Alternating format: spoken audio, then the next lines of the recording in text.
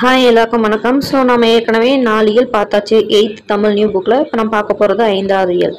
So 5வது இயலில் பார்த்தோம்னா கலை, அழகியல், பண்பாடு பற்றி சொல்ல போகிறாங்க. புலநிதி ஆளினிது அப்படின்னு சொல்லிட்டு ஒரு உரைநடை பாடல். ஸோ இதில் என்னென்ன இருக்குது அப்படின்னு சொல்லிட்டு ஒரு முறை பார்க்கலாம். ஃபஸ்ட்டு பார்த்தோம்னா திருக்கேதாரம், பாடறிந்து ஒழுகுதல், நாட்டுப்புற கைவினை கலைகள், தமிழர் இசைக்கருவிகள், இலக்கணத்துல தொகைநிலை, தொகாநிலை, அடுத்து பார்த்தோம்னா திருக்குறள் எக்ஸ்ட்ரா. ஓகே, பார்க்கலாம். ஓகே, ஃபர்ஸ்ட் நாம் பார்க்க போறது திருக்கேதாரம். ஸோ உயிர்கள் அனைத்தையும் இசைவிப்பது இசை. இது மனிதர்களின் உள்ளத்தை கொள்ளை கொள்ளும் ஆற்றல் உடையது. இசைக்கருவிகளின் ஓசையாடு பாடல் ஓசையோடுன்னு வரும். ஓகே, ஓசையோடு பாடல் இணையும் பொழுது அது செவிகளுக்கு மட்டுமின்றி சிந்தைக்கும் விருந்தாகிறது. ஸோ தமிழ் இசை பாடப்படும் இனிய சூழலை விளக்கும் ஒரு தேவார பாடல் ஒன்றை பார்க்கலாம். ஓகே, ஸோ பண்ணின் தமிழ் இசைப்பாடலின் பலவை முழவு அதிர கண்ணின் ஒளி கனகச்சுனை வைரம் அவை சொரிய மண்ணின்றன மதவேளங்கள் மணிவாரி கொண்டு எரிய கிண்ணென்று இசை முரளும் திருக்கேதாரம் என்றீரே அப்படின்னு சொல்லிட்டு பாடிக்காங்க. ஸோ இது பார்த்தோம்னா தேவார பாடல்னாவே நமக்கு தெரியும் எழுதுனது யாருன்ட்டு ஒரு தேவார பாடல் எழுதுனது யாரு? சுந்தரர். சரி, ஓகே. சொல்லும் பொருள் பார்க்கலாம். பண்ணா இசை, கனகச்சுனைனா பொன் வண்ண நீர்நிலை. கனகச்சுனை, கனகம்னா என்னது? தங்கம். சுனைனா என்னது? ஒரு நீர்நிலை. ஸோ பொன் வண்ண நீர்நிலை. மதவேலங்கள் பார்த்தோம்னா மதம்னா என்னது? மதம் பிடிச்ச யானைகள். வேலம்னா யானை. முரளும்னா முழங்கும். பலவைனா முதிர்ந்த மூங்கில். ஸோ அதாவது வெய் அப்படின்னா மூங்கில்னு அர்த்தம். வெயின்னு வரும் ஆக்சுவலி. அதுதான் பார்த்தோம்னா வெயின் மாதிரி இருக்கு. பலனா அப்படின்னா பழமையானது. ஸோ முதுமையானது. ஸோ முதிர்ந்த மூங்கில். ஓகே, இப்போ பாடலின் பொருள் பார்க்கலாம். பண்ணோடு சேர்ந்த இனிய தமிழ் பாடல்களை பாடும்போது அதற்கு ஏற்றவாறு முதிர்ந்த மூங்கில்கள் ஆகிய புல்லாங்குழலும் முழவும். எது முழவும்? புல்லாங்குழலும் முழவும் இணைந்து ஒலிக்கும். கண்களுக்கு இனிய குளிர்ச்சி தரும் ஒளியை உடைய பொன்வண்ண நீர்நிலைகள் வைரங்களை போன்ற நீர்த்திவலைகளை வாரி இறைக்கும். ஸோ நிலத்தின் மீது நின்று கொண்டிருக்கும் மத யானைகள் மணிகளை வாரி வாரி வீசும். இவற்றால் இடையறாது எழும் கின் என்னும் ஒளியானது இசையாக முழங்கும். இத்தகைய சிறப்புகளை உடைய நகரம் தான் என்னது? திருக்கேதாரம் அப்படின்னு சொல்லிட்டு பாடுறாங்க. சரி, ஓகே. ஜஸ்ட் ஒரு டைம் பண்ணிக்கோங்க, ரீட் பண்ணிக்கோங்க. நூல்வெளி தான் ரொம்பவே முக்கியமானது. சுந்தரர் தேவாரம் பாடிய மூவரல் ஒருவர். இவர் பார்த்தோம்னா இன்னொரு பேர் என்ன, ஒரு சிறப்பு பேர்னா நம்பியாரூரா தம்பிரான் தோழர் அப்படின்னு சொல்லுவாங்க. ஸோ நம்பியாரூரா தம்பிரான் தோழர் யாரு? சுந்தரர். ஸோ இவர் அருளே தேவார பாடல்கள் பார்த்தோம்னா 12 திருமுறைகளை 7ஆம் திருமுறை. ஸோ ஒவ்வொருத்தரும் ஒவ்வொரு திருமுறை எழுதியிருப்பாங்க. ஸோ அந்த மாதிரி சுந்தரர் எழுதினது பார்த்தோம்னா 7ஆம் திருமுறை அப்படின்னு சொல்றாங்க. ஸோ இவர் இயற்றிய திருத்தொண்ட தொகையை முதல் நூலாக கொண்டே சேக்கிழார் பெரிய புராணத்தை படைத்தளித்தார். ஒரு ப்ரீவியஸ் இயர் கொஸ்டின். ஸோ இதுல பார்த்தோம்னா சம்பந்தர் இருக்கா இல்லையா? சம்பந்தர் பார்த்தோம்னா 1, 2, 3 தேவாரம்ல. அடுத்து பார்த்தோம்னா அப்பர். சம்பந்தருக்கு அப்புறம் அப்பர் 4, 5, 6. அதுக்கப்புறம் தான் சுந்தர் நம்ம பார்த்தோம் 7ஆம் திருமுறை. 8 பார்த்தோம்னா மாணிக்க வாசகர். ஓகேங்களா? ஸோ ஃபர்ஸ்ட் என்னது? சம்பந்தர் 1, 2, 3. அடுத்து அப்பர்னா யாரு? திருநாவுக்கரசர். அவர் என்னது? 4, 5, 6. அதுக்கப்புறம் தான் சுந்தரர். ஃபர்ஸ்ட் சம்பந்தர், அப்பர், சுந்தரர், அதுக்கப்புறம் மாணிக்க வாசகர். 8ஆவது மட்டும் தான் எழுதியிருப்பாரு. ஓகேங்களா? சரி, ஓகே. ஸோ இதுல பார்த்தோம்னா 7ஆம் திருமுறை பாடல் யாரு? சுந்தரன் சொல்லிட்டு பார்த்தாச்சு. சரி, ஓகே. இவர் இயற்றிய திருத்தொண்ட தொகையை முதல் நூலாக கொண்டுதான் சேக்கிழார் பெரிய புராணத்தை படைத்தது ரொம்ப முக்கியமான பாயிண்ட். ப்ரீவியஸ் கொஸ்டின்லாம் கேட்டது. ஸோ இவர் இயற்றிய இவர் என்ன இயற்றிருக்காரு? ஃபர்ஸ்ட் திருத்தொண்ட தொகை. இதை முதல் நூலாக கொண்டு சேக்கிழார் என்ன படைச்சாரு? பெரிய புராணத்தை படைச்சாரு. ஓகே, நம்ம தேவாரம் சொல்றோம். இது என்ன அப்படின்னு பார்த்தோம்னா திருஞான சம்பந்தர், திருநாவுக்கரசர், சுந்தரர் இவங்க 3 பேரும் பாடின பாடலோட தொகுப்பு தான் தேவாரம்ன்றாங்க. இந்நூலை தொகுத்தவர் நம்பியாண்டார் நம்பி. ரொம்ப முக்கியமான ஒரு பாயிண்ட். இந்நூலில் சுந்தரர் பாடியுள்ள கேதார பதிக பாடல் ஒண்ணுதான் கொடுத்துருக்காங்க. ஸோ மேலே நான் கேதாரத்தை பத்தி பாடிக்காரு. ஸோ அப்படின்னால கேதார பதிக பாடல். ஓகே, இந்த தேவாரம்னா என்ன அர்த்தம்? இது 2ஆ பிரிக்கலாம். ஒண்ணு தே கூட்டல் ஆரன்னு பிரிக்கலாம், இல்ல தே கூட்டல் வாரன்னு பிரிக்கலாம். ஸோ தே கூட்டல் ஆரன்னு பிரிச்சோம்னா ஆரம்னா என்னதுன்னா மாலை.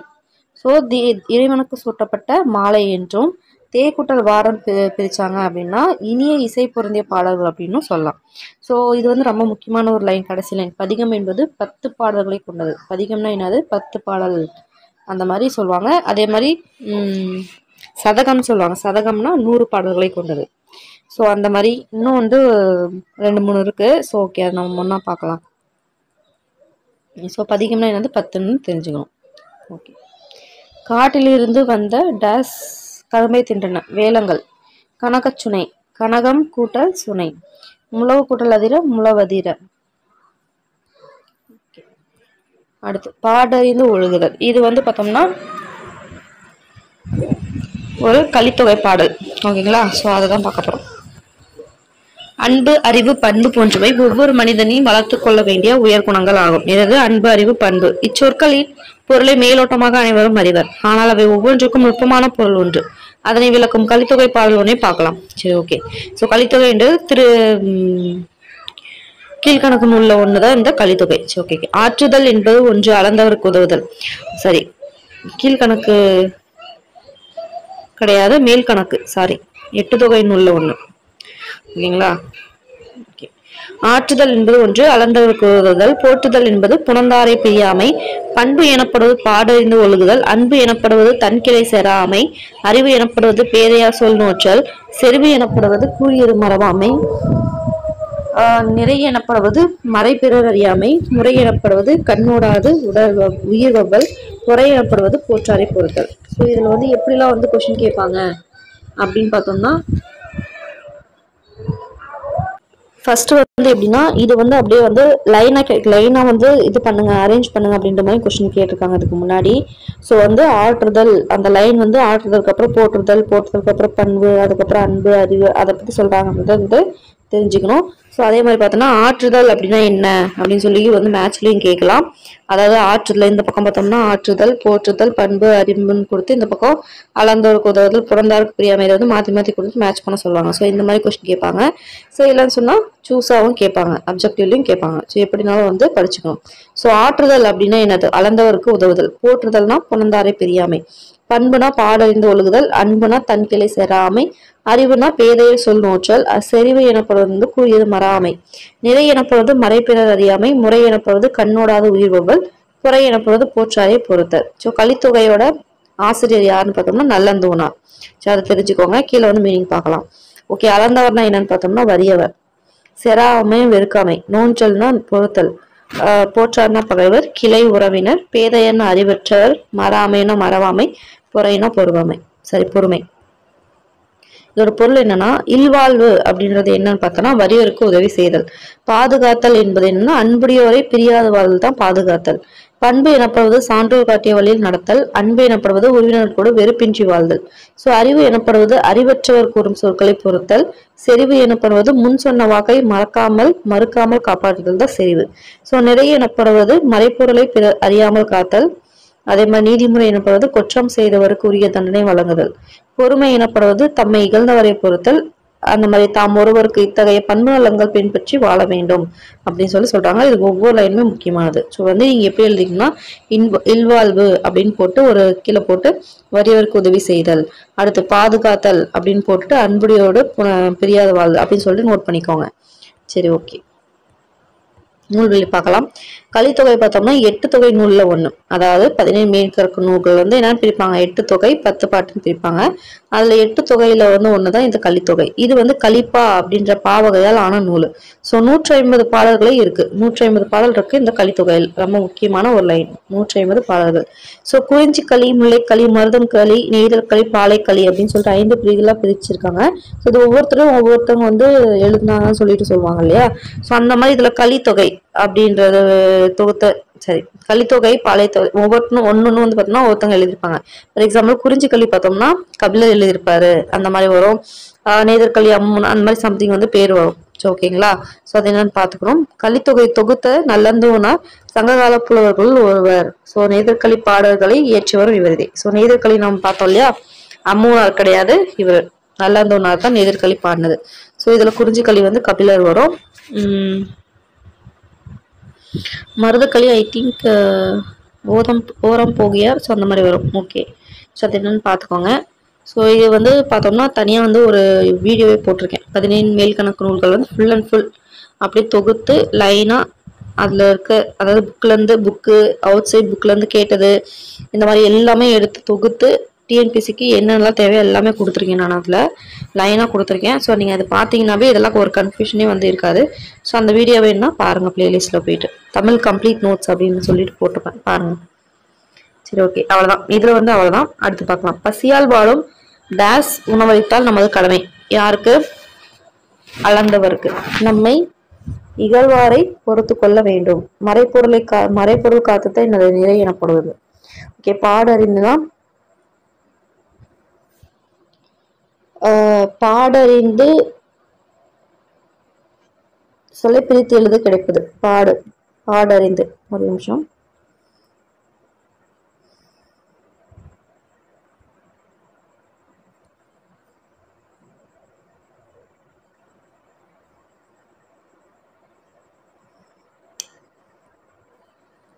பாடுகுட்டல் அறிந்து. முறை எனப்படுவது.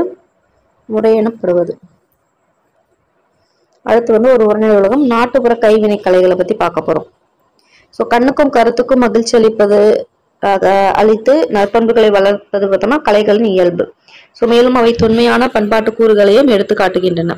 அன்றாட பயன்பாட்டுக்காக அழகிய பொருட்களை தொழில் முறையில் உருவாக்கும் கலையை கைவினை கலை அப்படின்னு சொல்றாங்க. ஸோ எனது அன்றாட பயன்பாட்டிற்காக அழகிய பொருட்களை தொழில் முறையில் உருவாக்கும் கலை தான் எனது கைவினை கலை. நோட் பண்ணிக்கணும். ஸோ அதை பத்தி பார்க்கலாம்.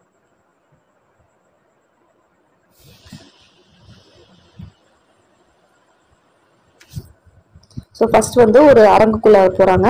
அதுல ஃபர்ஸ்ட் பார்க்க போறதுன்னா உலகின் பழமையான கலைகளுள் ஒன்று. ஃபர்ஸ்ட் ஒரு கொஸ்டின் ஏரியா. உலகில் பழமையான கலைகள் ஒன்றியது மண்பாண்ட கலை. கொஸ்டின் கேட்பாங்க. உலகில் பழமையான கலைகள் ஒன்றியது மண்பாண்ட கலை. அந்த அரங்குக்குள்ள போறாங்க. ஓகே, மிகவும் பழமையான கைவினை கலைகள் ஒன்றுதான் இந்த மண்பாண்ட கலை. ஏன்னு பார்த்தோம்னா சிந்து சமவெளி அகழாய்வில் பானை ஓடுகள் கிடைத்துள்ளன என்பதை படித்திருப்பீர்கள். தமிழ்நாட்டில் ஆதிச்சநல்லூர்ல முதுமக்கள் தாளிகள் கிடைத்துள்ளன. ரொம்ப முக்கியமான பாயிண்ட். அதே மாதிரி நாகை மாவட்டம் செம்பியான் கண்டியூர்ல என்ன கிடைச்சிருக்கு? கலையழகல் மிகுந்த மண்கலங்கள் கண்டுபிடிக்கப்பட்டன. அதே மாதிரி மதுரைக்கு அருகில் இருக்க கீழடியில் ஏராளமான சுடுமண் பொருட்கள் கிடைத்திருக்கின்றன. இது எல்லாமே தமிழர்களுக்கும் மண்பாண்ட கலைக்கும் உள்ள தொடர்பை காட்டும் சான்றுகளாகும். ஃபர்ஸ்ட் பாயிண்ட் பார்த்தோம்னா சிந்து சமவெளி அகழாய்வுல பானை ஓடுகள் கிடைத்திருக்குது. அது அடுத்து பார்த்தோம்னா ஆதிச்சநல்லூர்ல முதுமக்கள் தாளி, அதே மாதிரி நாகை மாவட்டம் செம்பியான் கண்டியூர்ல கலையழகு மிகுந்த மண்கலங்கள், மதுரைக்கு அருகில் உள்ள கீழடியில ஏராளமான சுடுமண் பொருட்கள். ஓகே, அடுத்து பார்த்தோம்னா மண்பாண்டு என்றால் பானை, சட்டி ஆகியவை தான் கேட்குறாங்க. அவருக்கு என்ன சொல்றாருன்னா குடம், தோண்டி, கலயம், கடம், மூடி, உலக்கு, அகல், உண்டியல், அடுப்பு, தொட்டி என்று எத்தனை பொருட்கள் இருக்கின்றன அப்படின்னு சொல்லி காட்டாங்க. இது எல்லாம் சுத்தமான களிமண்ணால் செய்யப்பட்டவை. குளங்கள், ஆற்றங்கரைகள், வயல்வெளிகள் ஆகிய இடங்களில் இத்தகைய களிமண் வந்து கிடைக்கும் அப்படின்றாங்க. ஸோ நல்ல களிமண் கிடைத்தால் உடனே பாண்டங்கள் செய்ய தொடங்கி விடலாமா அப்படின்னு கேட்குறாங்க. அப்படி உடனே செய்து விட முடியாது. ஃபர்ஸ்ட் பள்ளம் தோண்டி அதில் களிமண்ணில் நிரப்ப வேண்டும். அதில் தண்ணீர் ஊற்றி ஒரு நாள் முழுவதும் ஊற வைக்க வேண்டும். பின்பு அதனுடன் குறிப்பிட்ட அளவில் மெல்லிய மணல், சாம்பல் ஆகியவற்றை கலந்து பக்குவப்படுத்த வேண்டும். இதுதான் பானை செய்யும் சக்கரம். இதை என்னன்னு சொல்லுவாங்க? திருவை அப்படின்னு சொல்லுவாங்க. இது பேர் திருவை. ஸோ திருவையை வந்து வேகமாக சுழல் செய்து அதன் நடுவில் மண்ணை வைத்து கையால் அணைத்து பிடித்து மண்பாண்டங்களை உருவாக்கும். உரிய வடிவம் வந்ததும் அடிப்பகுதியில் நூல் அல்லது நூலில் ஊசியால் அறுத்தெடுத்து காய வைப்போம் அப்படின்றாங்க. சரி, ஓகே. இதுல ஃபர்ஸ்ட் பாயிண்ட் என்னன்னு பார்த்தோம்னா பள்ளம் தோண்டி ஃபர்ஸ்ட் என்ன பண்ணுவாங்க? களிமண்ணை வந்து நிரப்பிடுவாங்க. அதுல வந்து பார்த்தோம்னா தண்ணீர் ஊற்றி ஒரு நாள் முழுவதும் ஊற விடுவாங்க. அதுக்கப்புறம் வேற என்னெல்லாம் மிக்ஸ் பண்ணுவாங்கன்னு பார்த்தோம்னா மணல், மெல்லிய மணல் பிளஸ் சாம்பல்.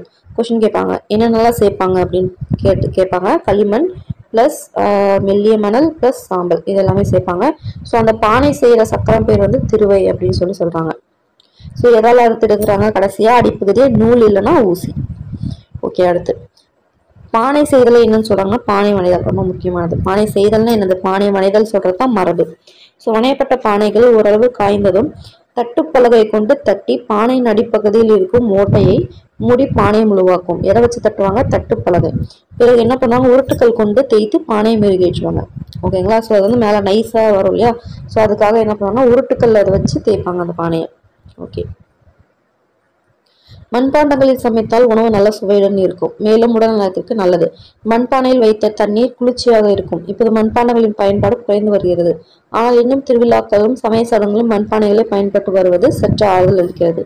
இந்த மண்பாண்ட கலையின் இன்னொரு வளர்ச்சி நிலை தான் சுடுமண் சிற்பக்கலை. என்னது கொஸ்டின் ஐயா, மண்பாண்ட கலையின் இன்னொரு வளர்ச்சி நிலை எது? சுடுமண் சிற்பக்கலை. அதை என்ன சொல்லுவாங்கன்னா இங்கிலீஷ்ல டெரகோட்டான்னுவாங்க. ஸோ டெரகோட்டாவுக்கு தமிழ்ல என்ன சொல்லுவாங்க? சுடுமண் சிற்பக்கலை. ஓகே, அடுத்து பார்த்தோம்னா இங்கு மனித உருவங்கள் மட்டும் இல்லாமல் விலங்கு, பறவை, பொம்மை, அலங்கார வடிவங்கள் எல்லாமே இருக்குன்றாங்க. ஆமா, மண்பாண்டங்களை போன்றே களிமண்ணால் செய்யப்பட்ட சூளையில் சுட்டு எடுக்கப்பட்டவைதான் சுடுமண் சிற்பங்கள் ஆகும். ஸோ தமிழர்கள் பழங்காலத்தில் இருந்தே சுடுமண் சிற்ப கலையில் சிறந்து விளங்கியுள்ளனர். சுடுமண் சிற்பங்களுக்கு வண்ணங்களை பூசுவதும் தொன்று தொட்டு இருந்து வருவது வழக்கமாகும். ஸோ பெரிய மாளிகைகளும் கலையரங்குகளிலும் இவை போன்ற சுடுமண் சிற்பங்களை அழகுக்காக வைத்திருப்பார்கள். முன்பே எல்லாம் சிற்றூர்களில் உள்ள கோயில்களில் மட்டுமே இவற்றை காண முடியும். இப்போது கலைப்பொருளாக அழகுக்காக பல இடங்களில் பயன்படுத்தி வருகின்றன அப்படின்றாங்க. ஸோ எங்கள் ஊர் கோயிலில் இவை போன்ற ஏராளமான குதிரை சிற்பங்கள் உள்ளன. எதற்காக எத்தனை சிற்பங்கள் உள்ளன கேட்குறாங்க. மக்கள் தங்கள் வேண்டல் நிறைவேறினால் குதிரை சிற்பம் செய்து வைப்பதாக வேண்டிக் கொள்வது உண்டு. ஸோ வந்து ஒரு பாயிண்ட். ஸோ வந்து மக்கள் வந்து தங்கள் வேண்டுதல் நிறைவேற்றினால் எந்த சிற்பத்தை செய்து வைப்பதாக வேண்டுமாங்க கேட்டோம்னா குதிரை சிற்பம். ஸோ அப்படி வேண்டிக் கொண்டவர்கள் வந்து வைத்தவைதாக இருக்கும் அப்படின்னு சொல்றாங்க. ஸோ ஓகே, அடுத்து மண்ணால் உருவாகும் அழகிய கலைகளை பற்றி சிறப்பாக சொன்னீர்கள், மிக்க நன்றி ஐயா. நாங்கள் பிற கைவினை கலை அரங்குகளை பார்த்து விட்டு வருகிறோம் போறாங்க. அடுத்து என்ன பார்த்தோம்னா மூங்கில். ஸோ வந்து மூங்கிலால் கூடைகளும் ஏணிகளும் மட்டும்தான் செய்வார்கள் என நினைத்திருந்தேன். என்னிடம் தவறு என்று இங்க வந்து பிறகுதான் புரியுதுன்றாங்க. ஸோ ஓகேங்களா. ஸோ என்னென்ன செய்யறாங்க அப்படின்னு சொல்லி பார்க்கலாம். மட்டக்கூடை, தட்டுக்கூடை, கொட்டுக்கூடை, முறம், ஏணி, சதுரத்தட்டி, கூரைத்தட்டி, தெருக்கூட்டும் துடைப்பம், மாடுகளுக்கான மூஞ்சி பெட்டி, பழக்கூடை, பூக்கூடை, பூத்தட்டு, கட்டில், புல்லாங்குழல், புட்டுக்குழாய், கால்நடைகளுக்கு மருந்து புகட்டும் குழாய், இந்த மாதிரி எல்லாமே வந்து பார்த்தோம்னா மூங்கில் மூலம் உருவாகின்றன. சுருக்கமாக சொன்னால் பிறந்த குழந்தைக்கு விளையாட்டு பொருள் முதல் இறந்து வரை எடுத்து செல்லும் பாடை வரை மூங்கிலால் செய்யப்படுகின்றன. அடுத்து முன்பெல்லாம் திருமணத்தின் போது துணிகள், பழங்கள், பலகாரங்கள் முதலியவற்றை வைத்துக் கொடுப்பதற்கு சீர்குடைகளாக பயன்படுத்துவார்கள் என்று கேள்விப்பட்டிருக்கின்றாங்க. ஸோ சீர்குடைகளாக எதை பயன்படுத்திருக்காங்க? மூங்கில். ஸோ ஓகே, இந்த பாக்ஸ் ரொம்ப முக்கியமானது. மூங்கில் வந்து 3 டைப்பா பிரிக்கிறாங்க. ஃபர்ஸ்ட் கல் மூங்கில், மலை மூங்கில், கூட்டு மூங்கில். என்னது? கல், மலை, கூட்டு. ஸோ இதுல பார்த்தோம்னா கூட்டு மூங்கில் தான் வந்து கைவினை பொருட்கள் செய்வதற்கு ஏற்றவை. ஸோ வந்து கூட்டு மூங்கில் யூஸ் பண்ணி தான் கைவினை பொருட்களை யூஸ் பண்றாங்க. ஓகே, அது மட்டும் இல்லாம கடல் வழிபாட்டின் போது வெற்றிலை, பாக்கு, பூப்பழம் போன்றவற்றை முரத்தில் வைத்து படைக்கும் பழக்கமும் சில பகுதிகளில் இருந்தது. அவையெல்லாம் இப்போது வழக்கொழிந்து விட்டன அப்படின்னு சொல்றாங்க.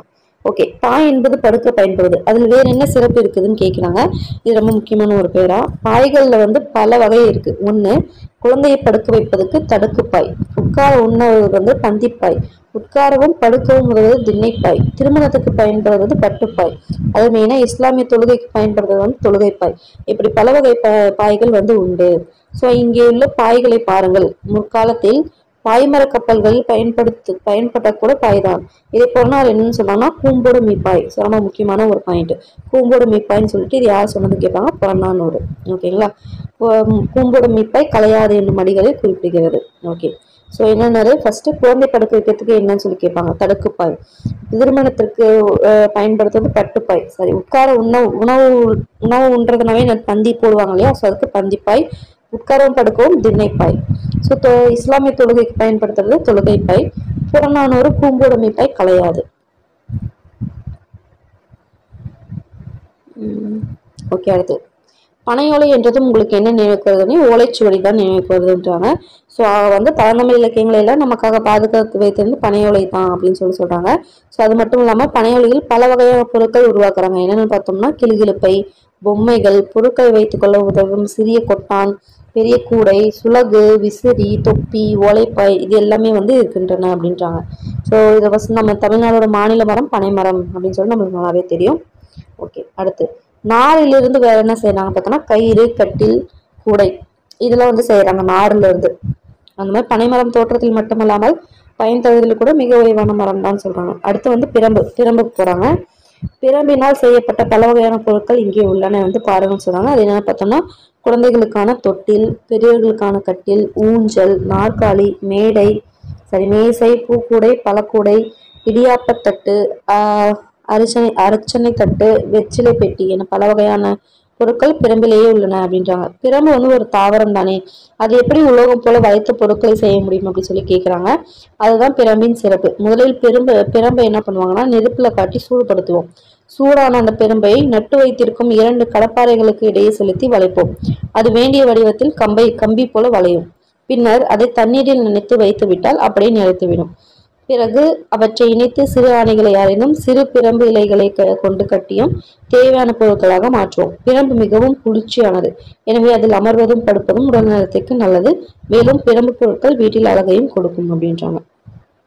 ஓகே, இது பார்த்தோம்னா அந்த பிரம்பு பற்றி சொல்லியிருக்காங்க. பிரம்புன்றது ஒரு கொடி வகையை சேர்ந்த தாவரம். இந்த தாவரவியல் பேர் என்ன பார்த்தோம்னா கலாமஸ் ரொட்டாங் அப்படின்றது தான் பார்த்தோம்னா பிரம்போட தாவரவியல் பெயர் கலாமஸ் ரொட்டாங்.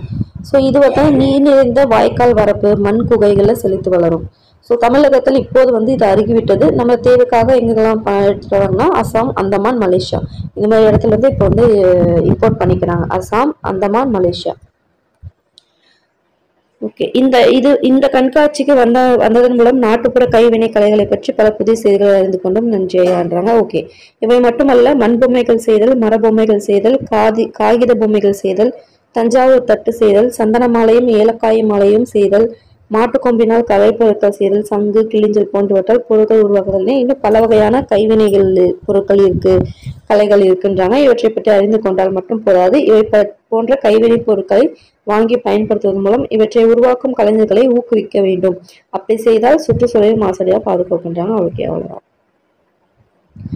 ஸோ பழந்தமிழ் இலக்கியங்களை பாதுகாக்க வைக்க என்ன யூஸ் பண்ணாங்கன்னு பார்த்தோம்னா பனை ஓலைகள். பானை அப்படின்றது வனைதல் அப்படின்னு சொல்றதுதான்.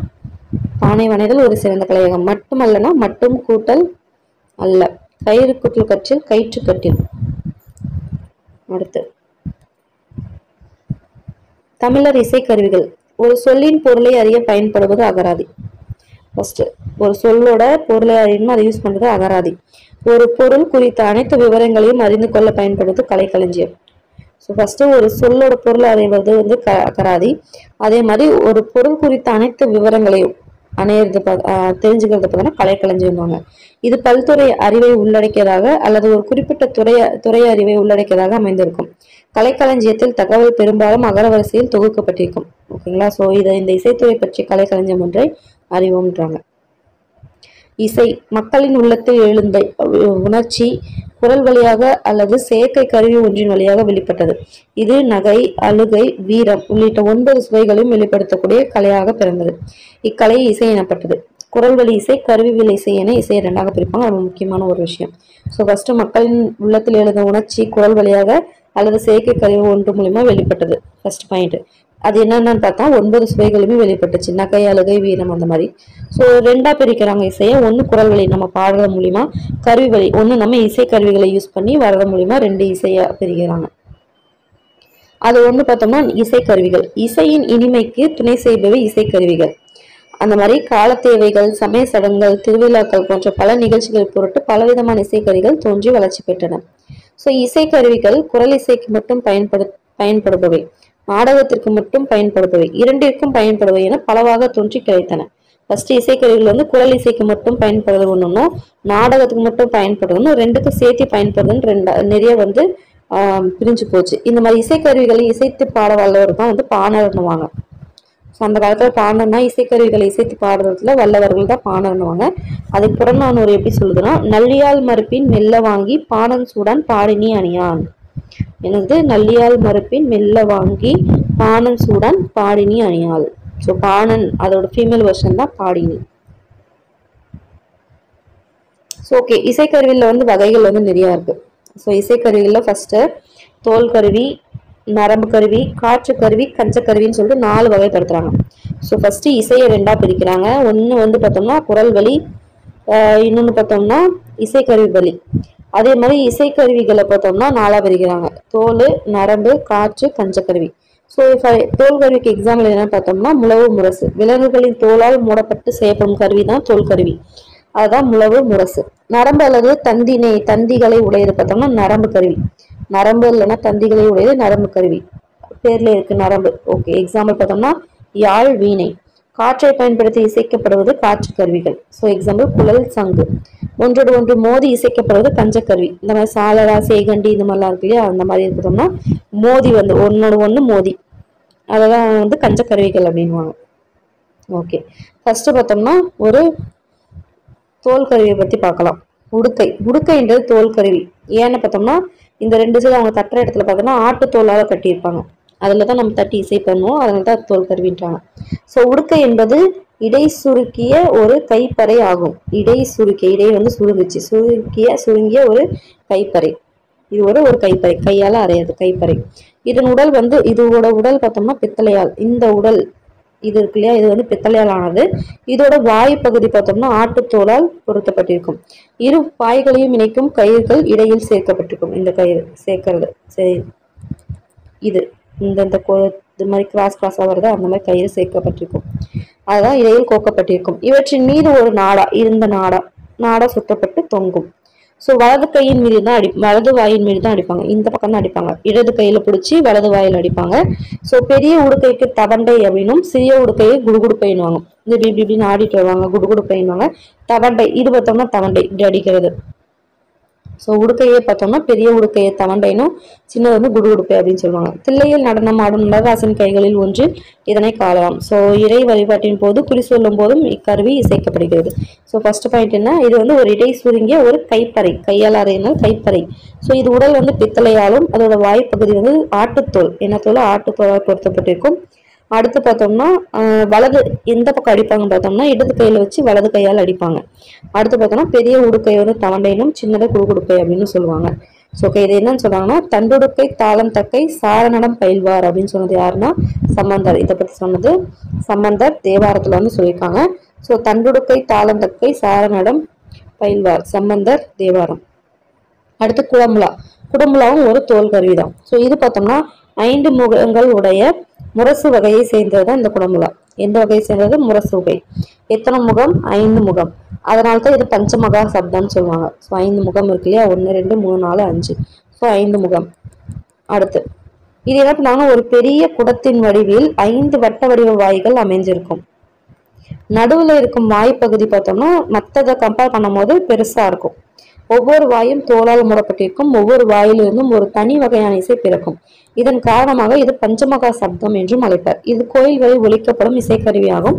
சென்னை அருங்காட்சியகத்தில் இவ்வகை முழவு ஒன்று காட்சிக்கு வைக்கப்பட்டுள்ளது. அவ்வளோ யூஸ் பண்றதில்ல. ஸோ ஃபர்ஸ்ட் குடமுலானா என்னது, இது ஒரு தோல் கருவி. அடுத்த இதுல மொத்தம் 5 முகம் இருக்கும். அதுல நடுவுல இருக்கிறது மட்டும் மற்றதோட பெருசா இருக்கும். இது வந்து ஒரு முரசு வகையை சேர்ந்தது. ஸோ இதை வந்து 5 வகையான சப்தங்களை இசைகளை கொடுக்கறதுனால இது பஞ்சமகா சப்தம்னு சொல்லுவாங்க. ஓகே, இது வந்து இப்போ ஒரு சென்னையில் ஒரு அருங்காட்சியகம் இருக்கு. அடுத்தது குழல். குழல்னாவே தெரியும், காற்று கருவின்னு சொல்லிட்டு தெரியும். ஸோ இது காடுகளில் வளரும் மூங்கிலில் வண்டுகள் வந்து துளையிடும். அவற்றின் வழியாக காற்று வீசும்போது இன்னிசை எழும்பும். இதை கேட்டு மகிழ்ந்த நம் முன்னோர்கள் அதை அவர் வந்து, அதாவது வண்டுகள் துளையிடுறத வந்து இவங்களே ஆர்டிபிஷியலா துளையிட்டு குழல்கள் வந்து இது பண்ணாங்க அப்படின்னு சொல்றாங்க. ஸோ இதனை தான் வேய்க்குழல் புல்லாங்குழல் சொல்லிட்டு அழைப்பாங்க. என்னன்னு சொல்லுவாங்க, வேய்க்குழல் புல்லாங்குழல். ஸோ குழல்ல பார்த்தோம்னா 7 சுரங்கள் உண்டாக்கக்கூடிய 7 துளைகள் இருக்கும். 1 2 3 4 5 6, இங்க கடைசியா 1 7 துளைகள் இருக்கும். 7 துளையில இருந்து 7 ஸ்வரம் வந்து வரும். ஸோ இது சுமார் 20 விரல் நீளம் வந்து இருக்கும். எவ்வளவு நீளம்னா 20 விரல் நீளம் உடையதாக இருக்கும். மூங்கில் மட்டும் இல்லாம கருங்காலி, செங்காலி, சந்தனம் இந்த 3த்துலயுமே வந்து செய்வாங்க. ஸோ இதுல பார்த்தோம்னா குழல்ல வந்து 3 வகையா இருக்குன்னு சிலப்பதிகாரம் சொல்லுது. முக்கியமான பாயிண்ட், 3 வகையான குழல்கள் இருக்குன்னு சொல்ற நூல் எதுவும் பார்த்தோம்னா சிலப்பதிகாரம். என்னென்ன இருக்குன்னு பார்த்தோம்னா கொன்றை குழல், முல்லை குழல், ஆம்பல் குழல். கொன்றை குழல், முல்லை குழல், ஆம்பல் குழல். ஸோ திருக்குறள் என்னன்னு சொல்லியிருக்காங்க பார்த்தோம்னா, குழல் இனிது யாழ் இனிது என்பத மக்கள் மழலை சொல் கேட்காதவர். என்னது, கொன்றை குழல், முல்லை குழல், ஆம்பல் குழல். ஸோ இதுல ஃபர்ஸ்ட் நம்ம மெயினான பாயிண்ட் என்னன்னா, குழல்ன்றது ஒரு காற்று கருவி. ஸோ இதை என்னன்னு சொல்லுவாங்கன்னா வேய்க்குழல் புல்லாங்குழல்னு சொல்லுவாங்க. இதுல வந்து 7 ஸ்வரம் எழுப்பதுக்காக 7 ஓட்டை இருக்கும். இதோட நீளம் என்னன்னா சுமார் 20 விரல் நீளம். அதே மாதிரி மூங்கில மட்டும் இல்லாம சந்தனம், செங்காலி, கருங்காலிலும் செய்வாங்க. அதே மாதிரி சிலப்பதிகாரத்துல 3 வகையான குழல் இருக்குன்னு சொல்லியிருக்காங்க. என்னன்னு பார்த்தோம்னா கொன்றை, முல்லை, ஆம்பல். ஸோ திருக்குறள் என்ன சொல்றாங்க, இதை குழல் இனிது யாழ் இனிது என்பதன் மக்கள் மழலை சொல் கேட்காதவர். அதாவது குழந்தையோட வந்து குழந்தை பேசுறதை கேட்காதவங்க தான் குழல் இனிது யாழ் இனிது அப்படின்னு சொல்லுவாங்க அப்படின்னு சொல்லிட்டு திருக்குறளோட ஒரு இது. ஸோ குழந்தையோட சொல் வந்து அந்த அளவுக்கு இனிமையா இருக்கும் அப்படின்றாங்க. ஓகே, அடுத்து வந்து கொம்பு. இதுவும் பார்த்தோம்னா காற்று கருவி தான். ஸோ மனிதர்கள் தொடக்க காலத்தில் இறந்த மாடுகளின் கொம்புகளை பயன்படுத்தி ஒலி எழுப்பினர். அதுவே பின்னாடி பார்த்தோம்னா கொம்பு எனும் இசைக்கருவிக்கு அடிப்படையா இருந்துச்சுன்னு சொன்னாங்க. இக்காலத்துல அதை என்ன பண்றாங்கன்னா பித்தாளை இல்லைன்னா வெண்கலத்துல செய்யறாங்க. ஸோ இதில் வந்து வேடர்கள் வந்து வேட்டையாடின் போது ஊதுவாங்க. அதே மாதிரி கழனி மேடுகளில் காவல் புரிவர்கள் விலங்குகளை கல்வரை விளக்கவும் காவல்காரர்களை விழித்திருக்க செய்யவும் கொம்பினை ஊதுவர். ஸோ இது பார்த்தோம்னா ஊது கொம்பு, எக்காலம், சிங்கநாதம், துத்தரி போன்ற பல வகையான கொம்புகள் இக்காலத்தில் திருவிழா ஊர்களின் போது இசைக்கப்படுகின்றன அப்படின்றாங்க. ஸோ ஃபர்ஸ்ட் இதில் மெயின் பாயிண்ட் என்னன்னா இது வந்து ஒரு காற்று கருவி கொம்பு. ஸோ தொடக்கத்தில் என்ன பண்ணாங்க, இறந்து போன மாடுகளோட கொம்பை வச்சு சவுண்டு பண்ணாங்க. அதுக்கப்புறம் தான் பித்தளை மற்றும் வெண்கலத்தால வந்து செஞ்சாங்க. ஸோ இது எதுக்குள்ள யூஸ் பண்ணுவாங்கன்னா வேட்டையாடும் போது கழனிமேட்டில் வந்து காவல் புரியுறாங்க இல்லையா, விலங்குகளை கல்வர்களை விரட்டுறதுக்காக காவல்களை வந்து விழித்திருக்க செய்யவும் யூஸ் பண்ணாங்க. ஸோ இது பார்த்தோம்னா ஊதுகொம்பு, எக்காலம், சிங்கநாதம், துத்தரின்னு சொல்லிட்டு இப்போ ஊர் திருவிழாவில் யூஸ் பண்றாங்க. இது ஊதுகொம்பு, எக்காலம், சிங்கநாதம், துத்தரி. அடுத்த சங்கு. இது வந்து ஒரு காற்று கருவி. இது வந்து ஒரு இயற்கை கருவி, கடல்ல இருந்து எடுக்கப்படுது. ஸோ இயற்கையாவே கிடைக்குது, மனுஷங்களால செய்ய முடியாது. ஸோ இது வளமாக சூழ்ந்திருக்கிற சங்கை வந்து வலம்புரி சங்கு அப்படின்னு சொல்லுவாங்க. அதனால சங்கின் ஒளி வந்து சங்கநாதம் அப்படின்னு சொல்லுவாங்க. இலக்கியங்களை இது பணிலம் அப்படின்னு சொல்லுவாங்க. இலக்கியத்துல சங்க பணிலம் சொல்லுவாங்க. ஸோ கோயில் திருவிழாக்களின் போது சமய சடங்குகளின் போதும் சங்கு முழங்கும் வழக்கம் இருக்குதுன்றாங்க. இதை திருப்பாவையில என்ன சொல்றாங்கன்னா சங்கோடு சக்கரம் மீண்டும் தடக்கையன் பங்கைய கண்ணானவனே பாடலூர் எம்பாவை அப்படின்னு சொல்லிட்டு எம்பாவை அப்படின்னு சொல்லி திருப்பாவை வந்து பாடியிருக்காங்க. ஸோ இது சங்கோடு சக்கரம் என்னும் தடக்கையன் பங்கைய கண்ணானனை பாடலோர் எம்பாவை அப்படின்னு சொல்லிட்டு சொன்னது திருப்பாவை. ஸோ ஃபர்ஸ்ட் இதில் மெயின் பாயிண்ட் இது ஒரு காற்று கருவி. அது மட்டும் இல்லாமல் இது ஒரு இயற்கை கருவி, கடலிலிருந்து எடுக்கப்பட்டது. ஸோ வளமாக சூழ்ந்திருக்கனால இது வலம்புரி சங்குன்னு சொல்றாங்க. இந்த சங்கோட ஒளி சங்கநாதம் அப்படின்னு சொல்லியிருப்பாங்க. இலக்கியங்கள்ல இது என்னன்னு சொல்றாங்க, பணிலம் சொல்றாங்க. அடுத்து பார்த்தோம்னா கஞ்சக்கருவி சாளரானவங்களே ஜால்ரா தட்டுறாங்கவங்களே அந்த சாளரா. ஸோ ஆக்சுவலி அதோட பேர் வந்து சாளரா. இது வந்து பித்தளை இல்லைன்னா வெண்கலத்தால செய்வாங்க. உட்புறம் வந்து இது குவிஞ்சிருக்கும், முள்ளார பார்த்தீங்கன்னா ஒரு மாதிரி குவிஞ்ச மாதிரி இருக்கும். ஸோ இதை வந்து ஒன்றோடு ஒன்று பொருந்தியும் விளிம்பின் மீது தட்டியும் தாளத்தின் தேவைக்கு ஏற்ப இசைப்பர். இதை வந்து பாண்டில் அப்படின்னு சொல்லுவாங்க. இது கோயில் கூட்டு வழிபாடின் போதும் மின்னிசை அரங்குகளில் இசைக்கப்படும் இன்றியமையாத இசைக்கருவி. இது வந்து இக்காலத்துல என்ன சொல்றாங்க, சால்ரா அப்படின்னு சொல்லுவாங்க. ஓகேங்களா. ஸோ இது ஃபர்ஸ்ட் வந்து பித்தளை வெங்கத்தால செய்வாங்க. ஃபர்ஸ்ட் உட்புறம் குவிந்திருக்கும். செகண்ட் ஒன்றோட ஒன்று பொருந்தி இசை அந்த விளிம்புல அதோட ஓரத்துல தட்டியும் இசை எழுப்புவாங்க. இதுக்கு இன்னொரு பேர் வந்து பாண்டில் அப்படின்னு சொல்லிட்டு சொல்றாங்க. ஓகே, அடுத்து சேகண்டி அதே மாதிரிதான் கஞ்சக்கருவி. வட்ட வடிவமான ஒரு மணி வகையை சேர்ந்ததுதான் சேகண்டி. இதை வந்து ஒரு குச்சியை வச்சோ இல்லை இரும்பு துண்டாலோ வந்து அடிச்சு என்ன பண்ணுவாங்கன்னா ஒலி எழுப்புவாங்க. இது தேவைக்கு ஏற்ப பல அளவுகளில் உருவாக்கப்படும். இதனை சேமங்கலம் என்றும் அழைப்பர். இதை கோவில் வழிபாட்டின் போதும் இறுதி உருவத்தின் போதும் இசைப்பர். நீங்க சங்கு ஊதிக்கிட்டே தட்டிட்டு போவாங்க, பார்த்துருப்போம். ஸோ வட்ட வடிவமான சேகண்டினா வட்ட வடிவமான மணி வகையை சேர்ந்தது. எந்த வகை மணி வகையை சேர்ந்ததுதான் இந்த சேகண்டி. ஒரு குச்சியாலோ இரும்பு துண்டாலோ அடிச்சு ஒலி எழுப்புவாங்க. அதே மாதிரி பார்த்தோம்னா இது வேற பேர் என்ன பார்த்தோம்னா சேமங்கலம் அப்படின்னு சொல்லுவாங்க. அடுத்து பார்த்தோம்னா ஒரு தோல் கருவியான திமிலை எதால செய்வாங்கன்னா பலாமரத்தினால செய்யப்பட்ட ஒரு விலங்கு தோல்னால் கட்டப்பட்ட கருவி தான் பார்த்தோம்னா திமிலை. எந்த மரம்னா பலாமரம். ஸோ இது வந்து மணக்கடிகாரம் மாதிரி இருக்கும், பார்க்கும்போது தெரியும் மணக்கடிகாரம் மாதிரி இருக்கும்.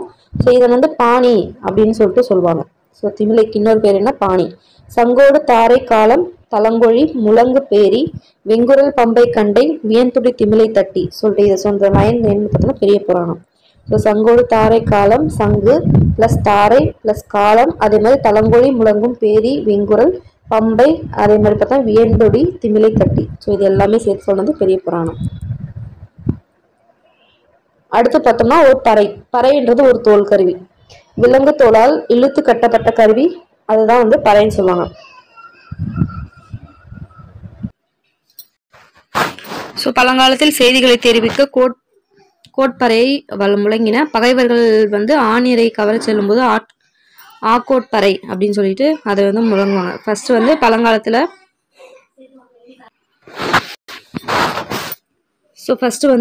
பழங்காலத்தில் செய்தி தெரிவிக்க வந்து கோட்பறை இது பண்ணுவாங்க. இதே வந்து பகைவர் வந்து ஆணியரை கவர செல்லும் போது ஆக்கோட்பறை. ஆனா என்னது, ஆனா பசு மாடுன்னு இல்லையா. ஸோ அதை முன்னாடி சேர்த்துக்கிட்டோம்னா என்னது ஆக்கோட்பறையர் மாதிரிலே அப்படி ஞாபகம் வச்சுக்கலாம். ஸோ இக்காலத்தில் இது என்ன சொல்லுவாங்க, தப்பு அப்படின்னு சொல்லுவாங்க. அதை முழங்கி கொண்டு ஆடுற ஆட்டம் வந்து தப்பாட்டம் அப்படின்வாங்க. ஸோ ஃபர்ஸ்ட் என்ன, இது வந்து ஒரு தோல் கருவி.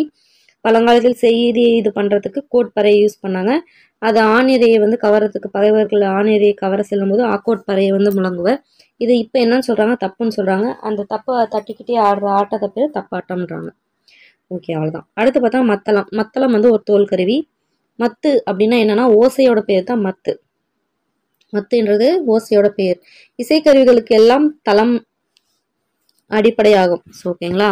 ஸோ வந்து அதை தாளம் அடிப்படைனால அதை தாளம் வந்து தளம் சொல்லுவாங்க. ஸோ இசைக்கருவிகளுக்கு எல்லாம் அடிப்படையானது தளம், ரொம்ப முக்கியம். அதை தான் வந்து பிரித்தோம்னா மத்து குட்டல் தளம், மத்தளம் அப்படின்னு ஆச்சு. அடுத்து பார்த்தோம்னா அப்படின்னு சொன்னது யாருன்னு பார்த்தோம்னா அடியாருக்கு நல்லா, ரொம்ப முக்கியமான ஒரு பாயிண்ட்டு. இந்த மாதிரி மத்து குட்டல் தளம்னா மத்துனா ஓசை, இசைக்கருவிகளுக்கு எல்லாம் அடிப்படையான தளம், இது ரெண்டும் சேர்ந்தது தான் மத்தளம் சொன்னது யாரு, அடியாருக்கு நல்லா. ஸோ மத்தளத்தின் நடுப்பகுதி வந்து பெருத்தும் கடைப்பகுதி சிறுத்தும் இருக்கும். மரத்தால் செய்யப்பட்டிருக்கும். இதோட வாய்ப்பகுதி வளையங்களின் தோல் இழுத்து கட்டப்பட்டிருக்கும். ஸோ இந்த மாதிரி இழுத்து கட்டப்பட்டிருக்கும். இக்கருவி வந்து 2 கைகளால் இசைக்கப்படுகிறது. அதுவும் இல்லாமல் இது பார்த்தோன்னா முதல் கருவின்வாங்க. ஸோ இருக்கிறதுலே முதல் கருவி எது அப்படின்னு கேட்டாங்கன்னா மத்தளம், ரொம்ப முக்கியம். ஸோ தஞ்சை பெரிய கோவில் கல்வெட்டில் கோயில்களுக்கு நியமிக்கப்பட்ட இசைக்கலைஞர்களுள் கொட்டி மத்தளம் வாசிப்பவர்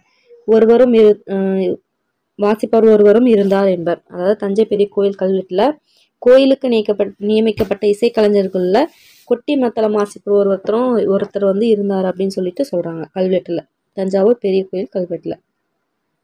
மத்தளம் கொட்ட வரிசங்கம் நின்றூத முத்தடைத்தாமம் நிறைத்தாழ்ந்த பந்தகர்கள். அதாவது அந்த நாச்சியார் திருமொழியில் ஒரு பாட்டு மாதிரி வரும் இல்லையா, கனா கண்டின் தோழி அப்படின்னு சொல்லிட்டு ஒரு வரும். ஸோ அதில் வந்த ஒரு லைன் தான் இது. ஸோ அதில் மத்தளத்தை பற்றி சொல்லியிருக்காங்க. ஸோ அதை தான் வந்து சொல்லியிருக்காங்க. அடுத்து பார்த்தோன்னா முரசு. முரசுன்றது ஒரு தோல் கருவி. தமிழர்கள் போர் துணையாக கொண்ட கருவிகளில் முதன்மையானது தான் முரசு. ஸோ முரசு ஸோ என்ன பண்ணுவாங்கன்னா முரசு அரைஞ்சு தான் வந்து அந்த போர் இதெல்லாம் அப்பெல்லாம் பார்த்தோன்னா முரசு அரைஞ்சு தான் வந்து இது பண்ணுவாங்க இல்லையா. ஸோ அதுதான் வந்து முரசு வந்து அந்த போர் கருவியில் துணையாக இருக்க கருவியில் ஃபர்ஸ்ட் முதன்மையானது முரசு. முரசு வந்து 3ஆக பிரிக்கிறாங்க. ஃபர்ஸ்ட் வந்து படையில் கொட்டுறது கொடை முரசு. அடுத்து பார்த்தோன்னா மணமுரசுன்னு சொல்லிட்டு 3ஆக பிரிக்கிறாங்க. ஸோ இதில் தமிழ் மக்களிடத்தில் 36 வகையான முரசுகள் வழக்கத்தில் இருந்ததாக சிலப்பதிகாரம் சொல்லுது. ஸோ ஃபஸ்ட்டு குழலில் பார்த்தோம்னா 3 வகை இருக்குன்னு சிலப்பதிகாரம் சொல்லிச்சு. அதே மாதிரி பழந்தமிழ் நாட்டில் பழக்கத்தில் பார்த்தோம்னா 36 வகையான முரசு இருந்துச்சுன்னு சொன்னது சிலப்பதிகாரம். ஸோ மாக்கான் முரசம் அப்படின்னு சொல்லிட்டு அதை மதுரை காஞ்சி வந்து சொல்லுது. மாக்கான் முரசம், மாக்கான் முரசம் அப்படின்னு சொல்லிட்டு மதுரை காஞ்சி குறிப்பிடுது. ஸோ ஃபஸ்ட்டு என்ன, தமிழர்களோட போருக்கு துணையாக இருந்த கருவியில் முதன்மையானது முரசு. இதை வந்து 3ஆக பிரிக்கிறாங்க, படை கொடை மண. அடுத்து பார்த்தோம்னா சிலப்பதிகாரம் என்ன சொல்கிறாங்கன்னா பழந்தமிழ் நாட்டில் புழக்கத்தில் 36 வகை முரசுகள் இருந்துச்சுன்னு சொல்கிறாங்க. ஸோ மதுரை காஞ்சி இந்த முரசு என்ன சொல்கிறாங்கன்னா மாக்கான் முரசம் அப்படின்னு சொல்கிறாங்க. அடுத்து பார்த்தோம்னா முழவு. முழவுன்றது வந்து ஒரு தோல் கருவி. நீங்கள் பார்க்கும்போது தெரியும், முழவுன்றது ஒரு தோல் கருவி. ஒரே முகத்துடைய முரசு வகையை சேர்ந்த முழவு ஒரு பெரிய குடத்தின் வாயில் தோலை இழுத்து கட்டப்பட்ட கருவியாகும். இத்தோலின் ஒரு வகை பசை மண்ணை தடவி முழக்குவர். ஸோ மன்னமை முழவு அப்படின்னு சொல்லிட்டு பொருணராற்றுப்படையில் இடம்பெற்றுள்ளது. ஸோ என்னது மன்னமை முழவுன்னு எது சொல்லியிருக்காங்க, பொருணராற்றுப்படையில் வந்து இதை சொல்லியிருக்காங்க. ஓகே, காலத்தை அறிவிக்க நாளிகை முழவு காலை முழவு அப்படின்னு சொல்லிட்டு 2 யூஸ் பண்ணியிருக்காங்க, ரொம்ப முக்கியம். காலத்தை அறிவிக்க நாளிகை முழவு காலை முழவு அப்படின்னு 2 பயன்படுத்தினேன். ஸோ காலை உனக்கெழிந்த முழவு மருள் பெரும்பலம் சொன்னது என்னன்னு பார்த்தோம்னா புறநானூறு. கலை உனக்கெழிந்த முழவு மருள் பெரும்பலம் புறநானூறு. ஸோ இதில் மெயினான பாயிண்ட் என்ன, இது ஒரு தோல் கருவி. அது பார்த்தோன்னா ஒரு குடத்துக்கு மேலே பெரிய குடத்தோட வாயில் தோலை இழுத்து கட்டப்பட்ட கருவி. இத்தோலின் ஒரு வகை வந்து பசைமண்ணை தடவி முழங்குவர். பசைமண்ணை தடவி முழங்குறது எது, முழவு. ஸோ மன்னமை முழவு அப்படின்னு சொல்லிட்டு பொருணராற்றுப்படையில் சொல்லியிருக்காங்க. என்னென்னு மன்னமை முழவு. ஸோ காலத்தை அழிவிக்க நாளிகை முரசு காலை முழவு, நாளிகை முழவு காலை முழவுன்னு சொல்லிட்டு யூஸ் பண்ணியிருக்காங்க. ஸோ இதை புறநானூறு என்னன்னு சொல்லுதுன்னா காலை உனக்கெழிந்த முழவு மருள் பெரும்பலம் அப்படின்னு சொல்லுது. அடுத்து ஒரு முக்கியமான ஒரு கருவி என்னன்னு பார்த்தோம்னா யாழ். யாழ்ன்றது நமக்கு நல்லாவே தெரியும், நரம்பு கருவி. நரம்பு இதை மீட்டினாதான் நமக்கு இசை வரும். ஸோ வந்து நரம்பு கருவி. வேட்டுவர் இறுகு கட்டிய தங்கள் வில்நாணில் இருந்து எழும் ஓசை உணர்ந்தனர். ஸோ வில்லை போன்ற வளைவு உடையதும் நரம்புகளால் ஆனதும் விரலால் வருடக்கூடியதுமான கருவி ஒன்றை உருவாக்கினர். இதன் அடிப்படையில் உருவான கருவி தான் யாழ். ஸோ வேட்டுவர்கள் இறுகு கட்டிய தங்கள் வில்லு நாளிலிருந்து எழுந்த ஓசையை வச்சு உருவாக்கினது தான் யாழ். ஓகேங்களா. ஸோ இதனை வந்து பேரியாழ், செங்கோட்டியாழ், அந்த இதுதான் 2 தான் பார்த்தோம்னா மிக பழமையானவை. ஸோ யாழ்லே பெருசு பழமையானது பார்த்தோம்னா பேரியாழ், செங்கோட்டியாழ். ஸோ யாழின் வகைக்கு ஏற்ப அதில் இருக்கும் நரம்புகளின் எண்ணிக்கையும் வேறுபடும். ஸோ பேரியாழ்னா 21 நரம்புகள் இருக்கும். 21 நரம்பு இருந்துச்சுன்னா அது பேரியாழ் அப்படின்னு சொல்றாங்க. 19 நரம்பு இருந்துச்சுன்னா மகரயாழ்னும், 14 நரம்புகள் இருந்துச்சுன்னா சகோடயாழ் அப்படின்றாங்க. ரொம்ப முக்கியமானது. ஸோ பேரியாழ் பார்த்தோம்னா 21, மகரயாழ் 19, சகோடயாழ் பார்த்தோம்னா 14. ஸோ யாழின் வடிவமே மெல்ல மெல்ல மாற்றமடைந்து பிற்காலத்தில் வீணையாக உருமாறியது அப்படின்னு சொல்றாங்க. ஸோ யாழின் பின்னாடி வந்த மாறுபட்ட உருவம் எது? வீணை. ஓகே. ஸோ இதுல முக்கியமானது என்னன்னா, இதோட யாழோட அடிப்படை என்ன, வேட்டுவர் இறுகு கட்டி வில்நாணிலிருந்து இசை எழுப்புனாங்க, அதை வச்சு பண்ணத்தான் அது. ஸோ இதுல பழமையானது எதுன்னு பார்த்தோம்னா பேரியாழும் செங்கோட்டியாழும். ஸோ இதுல பார்த்தோம்னா பேரியாழ்ல 21 நரம்புகளும், மகரயாழ்ல 19, அடுத்து பார்த்தா சகோடயாழ்ல பார்த்தோம்னா 14 நரம்புகள் இருந்துச்சுன்னு சொன்னாங்க. பின்னாடி இதை வந்து வீணையா மாறுச்சு அப்படின்னு சொல்லியிருக்காங்க. ஓகே. அடுத்து வந்து வீணை. வீணை நம்மளுக்கு நல்லாவே தெரியும், இது வந்து ஒரு நரம்பு கருவி அப்படின்னு சொல்லி தெரியும். ஸோ யாழ் போன்ற அமைப்புடைய நரம்பு கருவி அதான் வந்து வீணைன்னு சொல்லுவாங்க. நம்ம என்ன பார்த்தோம், யாழ் தான் பின்னாடி வீணையா மாறுச்சுன்னு. ஸோ இதுல பார்த்தோம்னா 7 நரம்பு இருக்கும். ரொம்ப முக்கியம், 7 நரம்பு. ஸோ இடக்கை வீரர்களால் நரம்புகளை மீட்டுவாங்க. நரம்புகளை அமைக்கும் தேய்க்கும், வலக்கை சுண்டு விரலால் கம்பிகளை மீட்டியும் இசை எழுப்புவர். ஸோ இடக்கையால் என்ன பண்ணுவாங்க, நரம்புகளை அமுக்குவாங்க, தேய்க்குவாங்க. வலக்கை சுண்டு விரல்ல, வலக்கையில இருக்க சுண்டு விரல்ல கம்பியை வந்து மீட்டி இசை எழுப்புவர். இந்த மாதிரி நரம்புகள் மூலம் எழுப்பப்படும் இசையை அதன் குடம், தண்டு முதலிய பாகங்கள் பெருக்கி அனுப்புகின்றன. இது குடம், இதுதான் வந்து குடம், இது குடம், இது வந்து தண்டு. இது மூலம் பெருக்கி அனுப்புகின்றன. பரிவாதினி என்னும் வீணை பல்லவ மன்னன் மகேந்திரவர்மன் காலத்தில் வழக்கத்தில் இருந்ததாக கூறப்படுகிறது. ஸோ இது என்ன, மகேந்திரவர்மன் காலத்துல இருந்த வீணை என்னது, பல்லவ மன்னன் மகேந்திரவர்மன் கையில இருந்த வீணை இது பரிவாதினி. ரொம்ப முக்கியம். ஸோ இதில் நாம தெரிஞ்சுக்க வேண்டியதுன்னா, இது வந்து ஒரு நரம்பு கருவி. இதுல மொத்தம் 7 நரம்பு இருக்கும். ஸோ யாழ் தான் வந்து வீணையா மாறுச்சு. ஸோ இடக்கை விரலால் வந்து நரம்புகளை அமுக்குவாங்க, தேய்க்குவாங்க. வலக்கை சுண்டு விரல்ல கம்பியை மீட்டி இசை எழுப்புவாங்க. அதே மாதிரி பார்த்தோம்னா இந்த மாதிரி நரம்புகள் மூலம் எழுப்புறது எது மூலியமா வரும் பார்த்தோம்னா, பெருக்கி வரும் பார்த்தோம்னா குடம், தண்டு, இது மூலியமா. ஸோ பல்லவ மன்னன் மகேந்திரவர்மன் கிட்ட இருந்த வீணையோட பேர் என்ன, பரிவாதினி. அவ்வளவுதான்.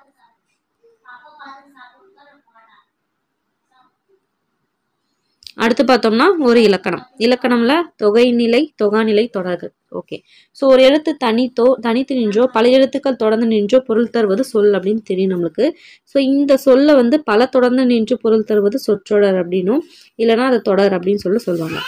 ஸோ ஒரு எழுத்து தனியா நின்றோ இல்லை பல எழுத்துக்கள் சேர்ந்து நின்றுச்சுன்னா சொல்லு, அந்த சொல்லெல்லாம் தொடர்ந்து வந்துச்சுன்னா அது சொற்றொடர் இல்லைன்னா தொடர்ன்னு சொல்லுவாங்க. ஸோ இதெல்லாம் பார்த்தோம்னா ஓகே, இதெல்லாம் வேண்டாம், அடுத்து பார்க்கலாம். ஓகே. இவ்வாறு இரு சொற்களுக்கு இடையில் வேற்றுமை உருபுகளோ வினை, பண்பு முதலியவற்றின் உருபுகளோ தொக்கினா மறைந்து வருமானால் அதான் தொகைநிலை தொடர் அப்படின்றாங்க. ஸோ 2 சொல்லு இருக்கு, அந்த சொல்லுக்கு நடுவுல வேற்றுமை உருபோ இல்லை வினையோ இல்லை அதோட பண்பு ஏதோ ஒன்று அதோட உருபுகளோ மறைந்து வந்துச்சுன்னா அதை தான் வந்து தொகைநிலை தொடர்ன்றாங்க. இதை வந்து 6ஆ பிரிக்கிறாங்க, 6 வகைப்படும் சொல்றாங்க. என்னன்னு பார்த்தோம்னா, ஃபர்ஸ்ட் வேற்றுமை தொகை, வினை தொகை, பண்பு தொகை, ஓமை தொகை, உண்மை தொகை, அன்மொழி தொகை. இது எல்லாமே இலக்கண குறிப்பில் வர ஒரு வேர்ட்ஸ் தான் இல்லையா. ஸோ வேற்றுமை, வினை, பண்பு, உவமை, உண்மை, அன்மொழி தொகை. ஸோ ஃபர்ஸ்ட் வேற்றுமை தொகைன்னு பார்க்கலாம். அதாவது திருக்குறள் படித்தால், இதுல பார்த்தோம்னா திருக்குறளை படித்தால் அப்படின்னு சொல்லிட்டு விருந்து நின்று பொருள் தரும். ஆக்சுவலி அப்படிதான் வரும். ஸோ இந்த இரு சொற்கு நடுவில் பார்த்தோம்னா ஐ அப்படின்ற ஒரு 2ஆம் வேற்றுமை உருவு மறைஞ்சு வந்திருக்கு. ஸோ அதனால இரு சொற்களுக்கு இடையில் வேற்றுமை உருவு மறைந்து வந்து பொருள் தந்ததுனால இது பார்த்தோம்னா வேற்றுமை தொகை அப்படின்றாங்க. ஸோ அந்த மாதிரி ஒவ்வொரு வேற்றுமை மொத்தமாக பார்த்தோம்னா 6 வேற்றுமைக்கு உருவு இருக்கு இல்லையா. ஸோ அந்த 6 வேற்றுமைக்கும் பார்த்தோம்னா வேற்றுமை தொகை வந்து வரும். ஸோ அதுக்கு எக்ஸாம்பிள் தான் கொடுத்துருக்காங்க. திருவாசகம் படித்தான்னா திருவாசகத்தை படித்தார் அப்படின்னு வரும். ஸோ ஐ வந்து மறைஞ்சு வந்திருக்கு. ஸோ அது 2ஆம் வேற்றுமை தொகை. தலை வணங்கு அப்படின்னா தலையால் வணங்குன்னு வரும். ஸோ ஆள் வந்து 3ஆம் வேற்றுமை, அது வந்து மறைஞ்சு வந்திருக்கு. ஸோ அப்படின்னும் போது இது மூன்றாம் வேற்றுமை தொகை. சிதம்பரம் சென்றான். சிதம்பரம் சென்றான்னா சிதம்பரத்துக்கு சென்றான். கூ வந்து மறைஞ்சு வந்திருக்கு. ஸோ நான்காம் வேற்றுமை தொகை. அடுத்து மலைவீல் அருவி. மலையின் வீல் அருவி. மலைவீலின் அருவி. ஸோ மலையின் வீல் அருவின்னு சொல்லிட்டு வரும். ஸோ இது பார்த்தோம்னா ஐந்தாம் வேற்றுமை தொகைன்னு வரும். ஸோ கம்பரது பாடல். ஸோ அது வந்து மறைஞ்சு வந்திருக்கு. ஆறாம் வேற்றுமை தொகை. மலை குகைனா மலையின் கண் குகை அப்படின்னு வரும். ஸோ கண் மறைஞ்சு வந்திருக்கு. ஏழாம் வேற்றுமை தொகை. அடுத்து உருபும் பயனும் உடன்தொக்க தொகைன்னு ஒன்று வரும். அது என்னன்னு பார்த்தோம்னா பணப்பை. ஃபார் எக்ஸாம்பிள் பணப்பை எடுத்தோம்னா இதுல பணத்தை கொண்ட பை என விரிந்து பொருள் தரும். ஸோ இது மாதிரி பணம்ன்றது எதுக்காக பையன்றது எதுக்காகனா அந்த பணத்தை வைக்கிறது அப்படின்னு சொல்லிட்டு வருது. ஸோ இந்த மாதிரி ஐ என்ற வேறுமை உருபும் கொண்ட அப்படின்ற சொல்லுருபும் ரெண்டும் வந்து மறைஞ்சு வந்திருக்கு. இந்த மாதிரி ஒரு தொடர்ல வேற்றுமை உருபும் அதன் பொருளை விளக்கும் சொல்லும் அதோட பயன், அதாவது பையோட பயன் என்ன, பணத்தை வைக்கிறது. ஸோ அது ரெண்டும் மறைஞ்சு வந்து உருபும் பயனும் உடன்தொக்க தொகை அப்படின்னு சொல்லிட்டு சொல்றாங்க. அதை தான் உருபும் பயனும் உடன்தொக்க தொகைன்றாங்க. ஸோ இந்த இரண்டாம் வேற்றுமை உருபும் பயன் உடன்தொக்க தொகைக்கு எக்ஸாம்பிள் தான் பால் குடம். ஸோ வந்து குடம்னாவே எதுக்கு, அது வந்து பால் வைக்கிறது தான். ஸோ பாலை கொண்ட குடம். மூன்றாம் வேற்றுமை உருபும் பயனும் உடன்தொக்க தொகைனா பொன்னால் ஆகிய சிலை. ஸோ வந்து சிலை பொண்ணு வச்சனால அதோட பயன் என்ன, பொண்ணோட பயன் என்ன, சிலை. ஸோ பொன்னால் ஆகிய சிலை. அடுத்து நான்காம் வேற்றுமை உருபுன்னு பார்த்தோன்னா மாட்டு கொட்டகை. ஸோ மாடு கொட்டகை அப்படின்றது எதுக்காக, மாட்டு கொட்டகையோட பயனே பார்த்தோம்னா மாடு கட்டுறதுக்கு. ஸோ அப்படின் போது மாட்டு கொட்டகை கூ வருது. ஸோ நான்காம் வேற்றுமை உருபும் பயனும் உடன்தொக்க தொகை. ஸோ மாட்டுக்கு கட்டப்பட்ட கொட்டகை. இதுல கூவும் கட்டப்பட்டதும் மறைஞ்சு வந்திருக்கு. ஸோ இது நான்காம் வேற்றுமை உருபும் பயனும் உடன்தொக்க தொகை. ஓகே.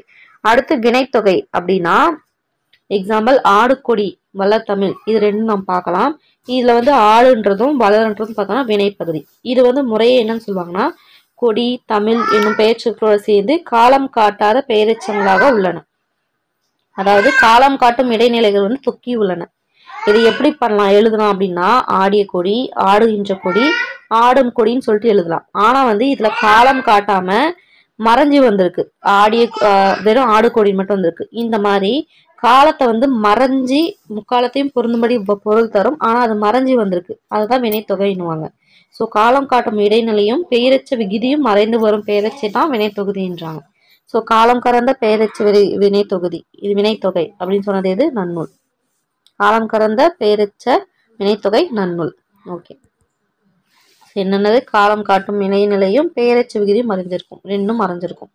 அதுதான் வினைத்தொகை. பண்புத்தொகை வெண்ணிலவு கருங்குவளை அப்படின்னா இந்த தொடர் வெண்மை கருமை அப்படின்றது அந்த நிலாவோடையும் குவளையோட ஒரு பண்பு.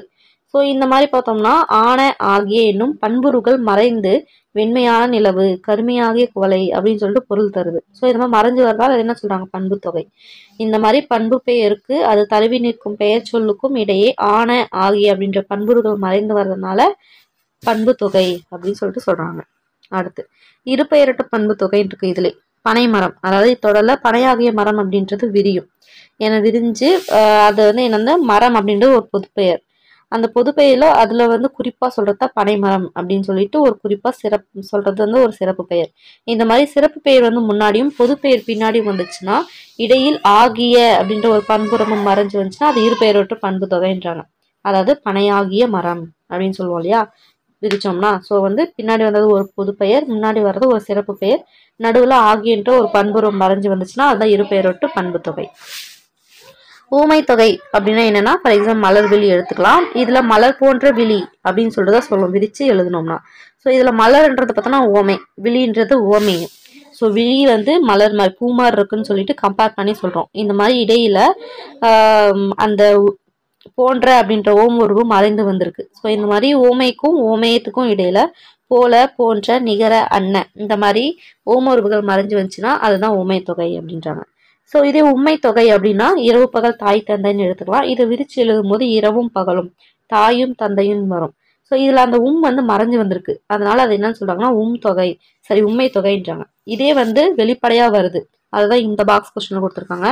இந்த இரவு பகல்ன்றது இரவும் பகலும் பசுவும் கன்றும் எழுதும் போது வந்து வெளிப்படையா வந்திருக்கு. அதை வந்து என்னன்னு சொல்லுவாங்கன்னா எண்ணுமைன்னு சொல்லுவாங்க.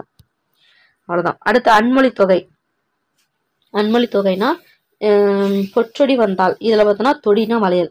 இது ஒரு தொடினா வளையல்ன்றது ஒரு ப்ரீவியஸ் கொஸ்டின். ஓகே, தொடினா என்னது? வளையல். ஸோ இத்தொடரில் பொற்றொடி என்பது பொன்னாலான வளையல் என்று பொருள் தரும். இத்தொடர் வந்தாள் என்றும் வினைச்சொல்லை தழுவி நிற்பதால் பொன்னாலாகிய வளையலை அணிந்த பின் வந்தாள் அப்படின்னு சொல்லிட்டு பொருள் தருகிறது அப்படின்றாங்க. ஸோ இதுல ஆள் என்னும் மூன்றாம் வேற்றுமை உருவும் ஆகிய என்னும் அதன் பயனும் மறைந்து வந்து வந்தாள் என்னும் சொல்லால் பெண் என்பதை குறிப்பதால் இது மூன்றாம் வேற்றுமை புறத்து பிறத்த அன்மொழி தொகையே அப்படின்னு சொல்லிட்டு சொல்றாங்க. ஓகேங்களா? ஸோ அதாவது வேற்றுமை, வினை, பண்பு, உவமை, உண்மை ஆகிய தொகைநிலை தொடர்களுள் அவை இல்லாத வேறு பல சொற்கள் வந்து மறைந்து வருவது அன்மொழி தொகை. வேற்றுமை தொகை, வினை தொகை, பண்பு தொகை, உவமை தொகை, உண்மை தொகை இதுல வர தொடர்கள்ல இல்லாம வேற ஏதாவது சொல் வந்து மறைஞ்சு வந்துச்சுன்னா அதுதான் அன்மொழி தொகைன்றாங்க. அதாவது அல் கூட்டல் மொழி கூட்டல் தொகை அப்படின்னு சொல்றாங்க. ஓகேங்களா? ஸோ ரொம்ப டீப்பா பார்த்தா தேவையில்ல, ஜஸ்ட் வந்து என்னன்னு மட்டும் தெரிஞ்சுக்கோங்க. ஓகே, நாம இப்போ வந்து தொகைநிலை முடிச்சாச்சு. தொகாநிலை அப்படின்னா என்னன்னா, இப்போ தொகைநிலைனா மறைஞ்சு வரும் அப்படின்னு சொல்லி படித்தோம். அந்த மாதிரி ஒரு தொடரில் இரு சொற்கள் வந்து அவற்றின் இடையில் எச்சொல்லும் எவ்வொருவும் மறையாமல் நின்றுச்சுன்னா அது வந்து பார்த்தோம்னா தொகாநிலை. மறைஞ்சு வந்துச்சுன்னா தொகை, மறையாமல் இருந்துச்சுன்னா தொகாநிலை. இது பார்த்தோம்னா 9 வகைப்படும். ஸோ தொகைநிலை எத்தனை பிரிக்கிறாங்க? 6. இது பார்த்தோம்னா 9 வந்து பிரிக்கிறாங்க.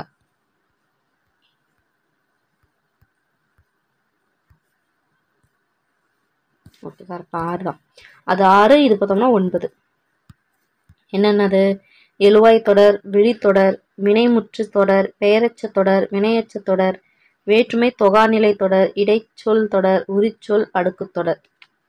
ஓகே, இது வந்து எல்லாமே ஃபுல்லாக மனப்பாடம் பண்ணலாம் அவசியம் கிடையாது. ஜஸ்ட் வந்து என்ன ஒன்றுக்கும் என்னென்ன கான்செப்ட்னு தெரிஞ்சுக்கிட்டோம்னா இலக்கண குறிப்பு வரும்போது குறிக்கிறதுக்கு ஈஸியாக இருக்கும். ஸோ மொத்தத்தில் நம்ம இதில் மனப்பாடம் பண்ண வேண்டியதுன்னா தொகாநிலை எத்தனை வகைப்படும்? 9 வகைப்படும். அடுத்து பார்க்கலாம்.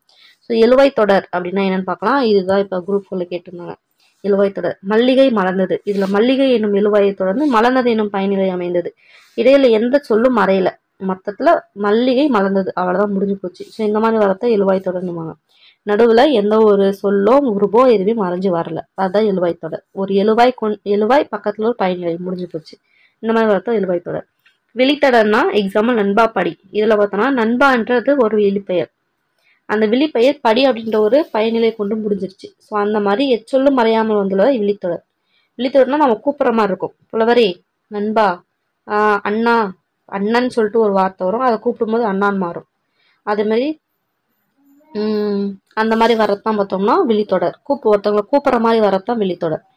அதே மாதிரி வினைமுற்று தொடர் பார்த்தோம்னா சென்றனர் வீரர். இதுல பார்த்தோம்னா சென்றனர் அப்படின்றது வினைமுற்று, வீரர் எனும் பெயரை கொண்டு முடிந்தது. இதுல எந்த சொல்லும் மறையாமல் வந்திருக்கு, இதுதான் வினைமுற்று. ஓகேங்களா? ஸோ அந்த மாதிரி வினைமுற்று முடிஞ்சு போச்சு, அவ்வளவுதான். அடுத்து பெயரச்ச தொடர்னா அதே தான். வரைந்த ஓவியம். இதுல பார்த்தோம்னா எச்ச வினை. வரைந்த அப்படின்றத பார்த்தோம்னா வினை எச்சம் எச்ச வினை எல்லாம் ஒண்ணுதான். வரைந்த ஓவியத்துல எச்ச வினை சொல்லிட்டு வந்திருக்கு. ஸோ இது பக்கத்துல ஓவியம் முடிஞ்சாலே அது பெயரெச்சம் நம்மளுக்கு நல்லாவே தெரியும். ஸோ இதுக்கு நடுவில் பார்த்தோம்னா வரைந்த ஓவியத்துக்கு நடுவில் எந்த ஒரு சொல்லும் மறையல, அதே மாதிரி எந்த உருவும் எதுவுமே வந்து மறையல. அந்த மறையாம இருக்கால இது வந்து பெயரச்ச தொடர் அப்படின்னு சொல்லி சொல்றோம். ஸோ வரைந்த ஓவியம் முடிஞ்சு போச்சு. அதே மாதிரி வினையச்சம் தேடி பார்த்தான். இதுக்கு தேடிக்கும் பார்த்தானுக்கும் நடுவில் எந்த ஒரு இதுவும் வரல, அதனால இது வினையச்ச தொடர். இது வேற்றுமை தொகை நிலத்தொடர் பார்த்தோம்னா நம்ம மேல வேற்றுமை தொகைனா என்னன்னு பார்த்தோம். அதோட உருவு வந்து மறைஞ்சு வரும்னு பார்த்தோம். ஸோ கவிதை எழுதினார்னு வந்துச்சுன்னா அது வேற்றுமை தொகைன்னு வந்திருக்கும். ஆனா இது ஐ வந்து வெளிப்படையாவே வந்துருச்சு. கவிதையை எழுதினார் அப்படின்னு சொல்லிட்டு ஐ வேற்றுமை உருவு வெளிப்படையா வந்திருக்கு. அதனால இது என்னன்னா வேற்றுமை தொகாநிலை. தொகைநிலை கிடையாது, தொகாநிலைன்னு அர்த்தம். இதே இடைச்சொல். அதே மாதிரி ஃபார் எக்ஸாம்பிள் மற்ற பிற. இதுல வந்து மற்ற என்னும் இடைச்சொல் வெளிப்படையா வந்திருக்கு. அதனால இதை இடைச்சொல் தொடர் அப்படின்னு சொல்லிட்டு சொல்றாங்க. ஓகேங்களா? அடுத்து உரிச்சொடர். இதுல சாலவும் நன்று. இதுல பார்த்தோம்னா சால அப்படின்ற உரிச்சொல் பார்த்தோம்னா வெளிப்படையா வந்திருக்கு. ஆனா உரிச்சொல், அவ்வளவுதான், முடிஞ்சது.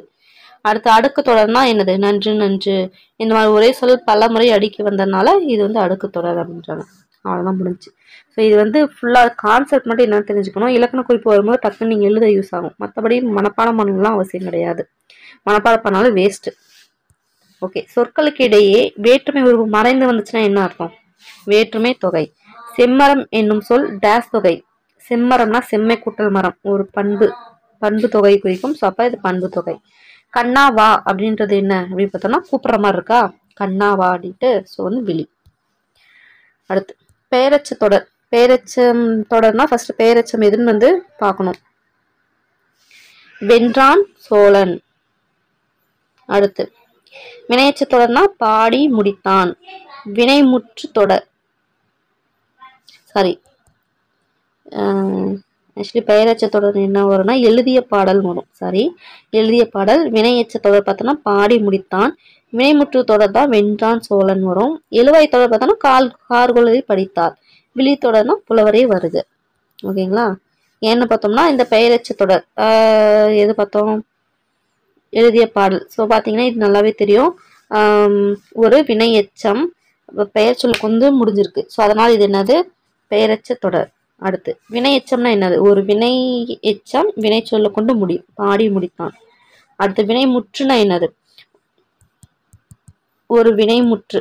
வென்றான்றது ஒரு வினைமுற்று, அது வந்து பெயரை கொண்டு முடிஞ்சு வினைமுற்று, அதாவது முற்று பெற்று இருக்கு.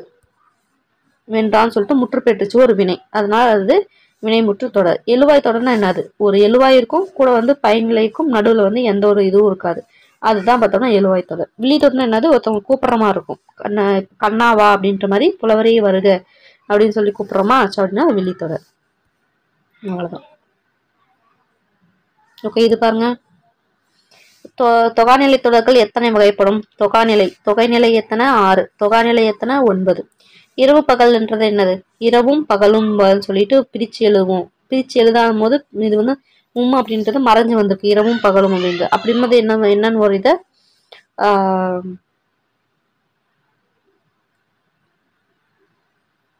உண்மை தொகை வரும் அப்படின்னு சொல்லி படிச்சோம். வெளிப்படையா வந்தா எண்ணுமை. ஓகே,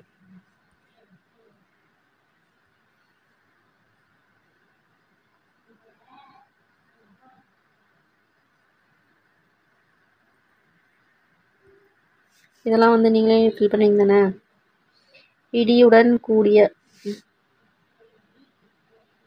இடியுடன் மழை வந்தது, மலர்விழி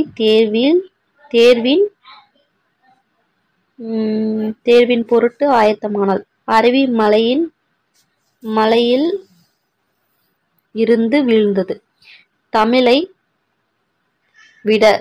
விட சுவையான மொழியுண்டோ, யாழ் தமிழருடைய இசைக்கருவிகளில் ஒன்று. ஓகே, இதை வந்து அகரவரிசைப்படுத்துங்க. ஓகே, எல்லாமே உயிர் மீற வந்திருக்கு. கா வருதான்னு பார்க்கலாம். கணப்பறை. அடுத்து கா வரிசையில் என்னென்ன இருக்குன்னு பாருங்க. கால வந்து அதுக்கு அடுத்து ஓகே, அதுக்கு முன்னாடி உயிர் எழுத்து இருக்கு, அதை பார்க்கலாம் நம்ம. உரிமை, அடுத்து உடுக்கைன்னு இருக்கு.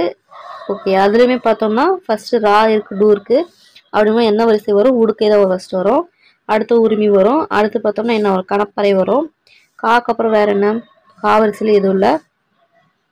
நாலு ஏதாவது இருக்கா, நாலு இருக்க வாய்ப்பு இல்லை. சால இருக்கா, இல்லை. டால இருக்கா, இல்லை. நாலு இருக்கா, தாள இருக்கு. தாள அதுவும் 2 இருக்கு. அப்படின் போது தவண்டை ஃபர்ஸ்ட் வரும், வார்ல வாதா ஃபர்ஸ்ட், அடுத்த வி வரும். அப்படின் தவண்டை. அதுக்கடுத்து பார்த்தோம்னா தவள். தாகடுத்தது நான் என்ன இருக்கா, நாகஸ்வரம். ஓகே, அந்த மாதிரி வந்து கடைசி வரைக்கும் பாட முடியுங்க. ஓகேங்களா? ஸோ ஐ திங்க் அகரவரிசை எப்படி பண்ணுங்க, ஃபர்ஸ்ட் உயிர் எழுத்து எல்லாமே முடிஞ்சதுக்கப்புறம் என்ன பண்ணோம், உயிர்மெய் எழுத்து வந்து பார்க்கணும். அந்த உயிர்மெய் எழுத்துல ஃபர்ஸ்ட் இப்படி போகக்கூடாது, காங்கா சான்னு போகக்கூடாது, கக்கா கிக்கி குக்கு அப்படின்னு போகணும். அடுத்து கங்கா கிங்கின்னு போகணும், அப்படி போகணும். இப்படி போகக்கூடாது, இப்படி போகணும். அந்த மாதிரி முடிக்கணும். ஓகேங்களா? ஸோ இது தப்பு பண்ணுறதே வந்து மெயின் அதுதான்.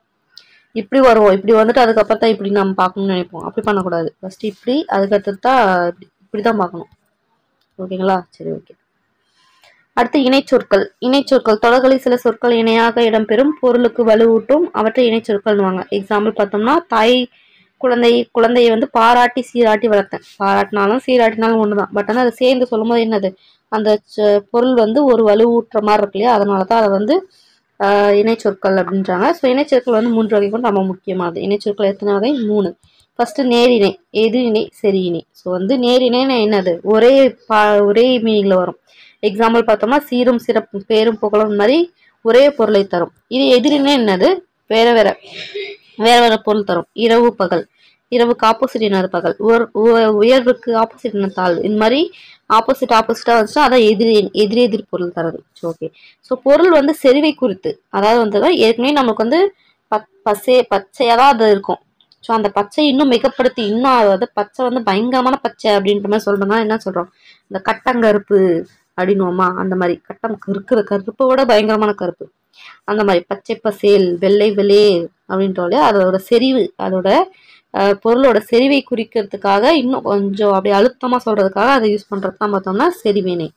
அவ்வளவுதான், 3 இதுதான். ஓகே, இதில் பார்க்கலாம். இதுல வந்து பார்க்கலாங்களா? ஃபர்ஸ்ட் பார்க்கலாம். உற்றார் உறவினர், இது பார்த்தோம்னா என்னது, நேரிணை வரும்.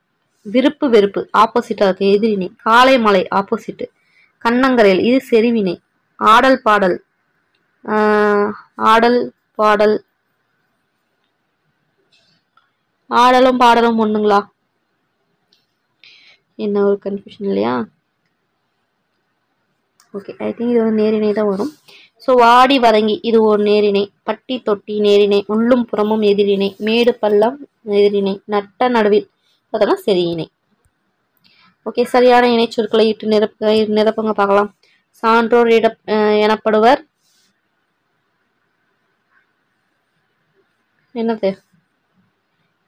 என்னது கல்வி கேள்விகளில் சிறந்தவர் ஆவார்.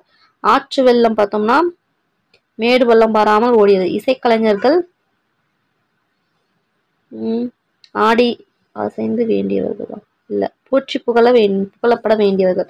தமிழ் இலக்கியங்களில் பெருமைக்கு ஈடு இணை இல்லை. திருவிழாவில் யானை ஆடி அசைந்து வந்தது. ஓகே, அவ்வளவுதான் முடிஞ்சது. ஓகே, இது வந்து நிரப்புங்க. முதற்கருவி என்ன நாம் பார்த்தோம், மத்தளம். யாழிலிருந்து உருவானது எது, வீணை. இயற்கை கருவி சங்கு. விலங்கின் உறுப்பை வந்து பெயராக கொண்ட கருவி எது, கொம்பு. நெக்ஸ்ட் வட்டமான மணி போன்ற கருவி என்னது, சேகரம். 5 வாய் கொண்டது என்னது, இது பஞ்சமகா கருவின்னு சொன்னோம் இல்லையா, அதோட பேர் என்னன்னு பாருங்க. இசைக்கருவிகளை இசைத்து பாடல் பாடுவோர் யாரு, பாணர். 19 நரவை கொண்டது என்னது, மகரையால். ஒன்றோடு ஒன்று மோதி இசைக்கப்படுவது கஞ்சக்கருவி. சிறிய வகை உடுக்கை குடுகுடுப்பை. பறை ஓர் என்னது, தோல் கருவி. மூங்கிலால் செய்யப்படும் காற்றுக்கருவி என்னது, குழல். வீணையில் உள்ள நரம்புகளின் எண்ணிக்கை எத்தனை, 7. திருமணத்தின் போது கொட்டும் முரசு என்னது, மணமுரசு. இது எல்லாமே ஃபில் பண்ணீங்கன்னா அந்த இது வரும். நீங்க ஜஸ்ட் வந்து அதை ஃபில் பண்ண அவசியம் இல்லை, ஜஸ்ட் இது என்னன்னு சொல்லிட்டு தெரிஞ்சுக்கோங்க. இது கொஸ்டினை கூட கேட்பாங்க. கடைசியாக கலைச்சொற்கள் ரொம்ப முக்கியமானது. கைவினை பொருட்கள்னா கிராஃப்ட்ஸ். புல்லாங்குழல்னா ஃப்ளூட். முரசு ட்ரம். குடை முடைதல் பேஸ்கெட்ரி. பின்னுதல்னா நிட்டிங். கொம்புனா ஹார்ன். கைவினைஞர்னா ஆர்டிசன். சடங்குனா ரைட். ஓகேங்களா, அவ்வளோதான் முடிஞ்சு போச்சு. இது ரொம்பவே முக்கியமான ஒரு லெசன், நிறைய இன்ஃபர்மேஷன் இருக்கக்கூடிய ஒரு லெசன். ஸோ இது வந்து நீங்கள் தெரிஞ்சு படிச்சுக்கோங்க. நம்ம கடைசியாக படிக்க போகிறது ஒரு திருக்குறள் பார்க்கலாம். தெரிந்து வினையாடல். செய்வானை நாடி வினை நாடி காலத்தோடு எய்து உணர்ந்த செயல். ஸோ செயலாற்றும் திறன் உடையவரையும் செய்ய வேண்டிய செயலையும் செய்வதற்குரிய காலத்தையும் ஆராய்ந்து அச்செயலை நிறைவேற்ற வேண்டும். ஸோ ஒரு செயல் வந்து செய்யணும்னா அந்த செயலாற்று திறன் உடையவரையும் செய்ய வேண்டிய செயலையும் செய்வதற்குரிய காலத்தையும் 3த்தையும் வந்து ஆராய்ச்சி பண்ணணும். அதாவது செயலாற்றுவதற்கு திறன் உடையவராக இருக்காங்களா, ஸோ செய்ய வேண்டிய செயல் என்ன, அது செய்வதற்குரிய காலம் எப்போ செய்யணும் அப்படின்ற 3ஐயும் ஆராய்ச்சி செஞ்சு நிறைவேற்றணும்ன்றாங்க. ஓகே, இதனால் இவன் முடிக்கும் என்று ஆய்ந்து அதனை அவன் கண் விடல். அதாவது இச்செயலை இத்தகவையால் இவர் வந்து செய்து முடிப்பார் என்று ஆராய்ச்சி அச்செயலை அவரிடம் ஒப்படைக்க வேண்டும். ஆளை பார்த்து வேலை கொடுங்கன்றாங்க, வேற ஒன்றும் கிடையாது. ஸோ செங்கொன்மை. ஓர்ந்து கண் ஓடாது இறை புரிந்து யார் மாட்டும் தேர்ந்து செய்வதே முறை. அதாவது எதையும் நான் நன்கு ஆராய்ந்து ஒரு பக்கம் சாயாது நடுநிலைமையில் நின்று நடத்துவது தான் என்னது, சிறந்த ஆட்சி. ஒரு ஆட்சி எப்படி இருக்கணும், நடுநிலைமையில இருக்கணும் அப்படின்றாங்க. அடுத்து இறை காக்கும் வையகம் எல்லாம் அவனை முறை காக்கும் முட்டாச் செய்யும். அதாவது உலகத்தின் உயிர்களை எல்லாம் அரசர் காப்பாற்றுவார்கள், அவரை அவரது குற்றமற்ற ஆட்சி தான் காப்பாற்றும் அப்படின்றாங்க.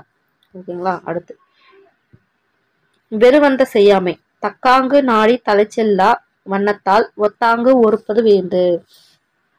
ஒருவர் செய்த குற்றத்தை முறையாக ஆராய்ந்து அவர் மீது குற்றம் செய்யாதவாறு தண்டிப்புத்தான் என்னது, அரசனோட கடமை. முறையாக ஆராய்ஞ்சு அவர் மீது குற்றம் செய்யாதவாறு தண்டிக்கணும். அடுத்து இறைக்கடியன் என்றுரைக்கும் இன்னாச்சொல் வேந்தன் உரைக்கடுகி ஒல்லைக்கிடும். நம்ம அரசர் வந்து கடுமையானவர் அப்படின்னு சொல்லிட்டு குடிமக்களால் தூற்றப்படும் கொடுஞ்சொல்லை உடைய அரசன் தம் வாழ்நாள் குறைந்து சீக்கிரமா செத்து போயிடுவாங்க அப்படின்றாங்க. ஸோ ஈஸியான ஒரு விஷயம். அதாவது இவன் கேவலமானன்னு சொல்லிட்டு குடிமக்கள் தூற்றுறாங்க, இவன் முடிஞ்சு போச்சு, அவன் ஜோலி முடிஞ்சுன்றாங்க. அவ்வளவுதான். சொல்வண்ணம். கேட்டார் பிணிக்கும் தகையவாய் கேளாரும் வேட்பு மொழிவராம் சொல். அதாவது கேட்பவரை தன்வயப்படுத்துவதும் கேளாதவரை கேட்க தூண்டுவதுமாக சிறந்த சொல்லறிவின் இயல்பார். ஓகே, ஒருத்தவங்க வந்து ஒரு சொல்லறிவு அப்படின்னா என்னன்னா, கேட்பவரை வந்து வசப்படுத்துறதும், கேட்காம அப்படியே அசால்ட்டா இருக்கவங்கள வந்து கேட்க தூண்டுற வகையில பேசுறது தான் பார்த்தோம்னா சொல்லாற்றலின் இயல்பா. நம்மளுக்கு அது இருக்கா என்னன்னு தெரியல, பார்க்கலாம். சொல்லுக சொல்லை பிறிது ஓர் சொல், அச்சொல்லை வெல்லும் சொல் இன்மை அறிந்து. அதை நாம் சொல்லும் சொல்லை வேறு சொல்லால் வெல்ல இயலாதவாறு சிறந்த சொற்களையே தேர்ந்தெடுத்து பேசணுமா. ஒன்றும் கிடையாது, அடுத்தது வாயடைக்கிற மாதிரி பேசணும்னுவாங்களா அந்த மாதிரி. நாம் ஒன்று பேசணும்னா அதுக்கு எதிர்த்து யாராலும் பேசவே கூடாது. அந்த மாதிரி சிறந்த சொல்லா தேர்ந்தெடுத்து பேசணும் அப்படின்றாங்க. ஓகே, அடுத்து அவையறிதல். அவையறிந்து ஆராய்ந்து சொல்லுக சொல்லின் தொகையறிந்து தூய்மையவர். சொல்வளமும் நற்பண்பும் உடையவர்கள் தாம் பேசும் அவையின் தகுதி அறிந்து பேசுதல் வேண்டும். இது சொல்வளமும் நற்பண்பும் இருக்கு ஒருத்தன் கேட்டனா அவங்க என்ன பண்ணணும், அந்த அவையோட தகுதி அறிஞ்சு பேசணும். அந்த தகுதியில ஃபுல்லா முட்டாளா இருக்காங்க அப்படின்னு தெரிஞ்சிச்சுன்னா அவங்களுக்கு நடுவில் வந்து நம்ம போய் விளக்கம் சொல்றதோ இல்லை வந்து இதுதான் விஷயம்னு சொல்றதுனால எந்த யூஸும் கிடையாது. ஓகேங்களா. அவங்க வந்து சுத்தமா கடைசி என்ன பண்ணுவாங்க, தொடச்சி போட்டு போயினே இருந்துருவாங்க. ஸோ இதே பார்த்தோம்னா அறிவு இருக்கிறவங்க, நல்லா படித்தவங்க, யோசிக்கிறவங்களா இருந்தாங்கன்னா நான் ஒன்று சொல்கிறோன்னா அது என்ன சொல்ல வரோம் அப்படின்னு சொல்லி புரிஞ்சுக்கிட்டு அதுக்கு வந்து செய்வாங்க. ஸோ அந்த மாதிரி அவையறிஞ்சு பேசணும், அந்த மாதிரி சொல்வளமும் நற்பண்பும் உடையவர்கள் அப்படின்றாங்க. அடுத்து கற்றறிந்தால் கல்வி விளங்கும் கசடர சொல் தெரிதல் வல்லார் அகத்து. சொற்களை ஆராயும் அறிஞர் நிறைந்த அவையில் பேசும்போதுதான் பல நூல்களை கற்றவரின் கல்வியும் வந்து என்ன பெருமையா. அதான், அதாவது நாம் வந்து கற்றவரோட கல்வி எப்ப பெருமை அடையும்னா, பல நூல்களை கற்றவரின் கல்வி எப்ப பெருமை அடையும்னா சொற்களை ஆராயும் அறிஞர்கள் நிறைந்த அவையில் என்ன பண்ணும் பேசும்போது தான். ஒண்ணுமே தெரியாதவங்க கிட்ட பேசி என்ன யூஸ், அவங்களுக்கு வந்து அது என்னன்னு கூட தெரியாதுன்னும் போது அதோட அருமை என்னன்னு தெரியாது. இதே வந்து அந்த ஆராய்ச்சி செஞ்சு அதை பத்தி படிச்சவங்க தெரிஞ்சவங்க முன்னாடி நம்ம அதை சொல்லும் போது என்ன பண்ணுவாங்க, ஸோ அவங்களுக்கு வந்து ஒரு ஆச்சரியமாவோ இல்லை அதை பத்தின ஒரு பெருமை அவங்களுக்கு தெரியும்.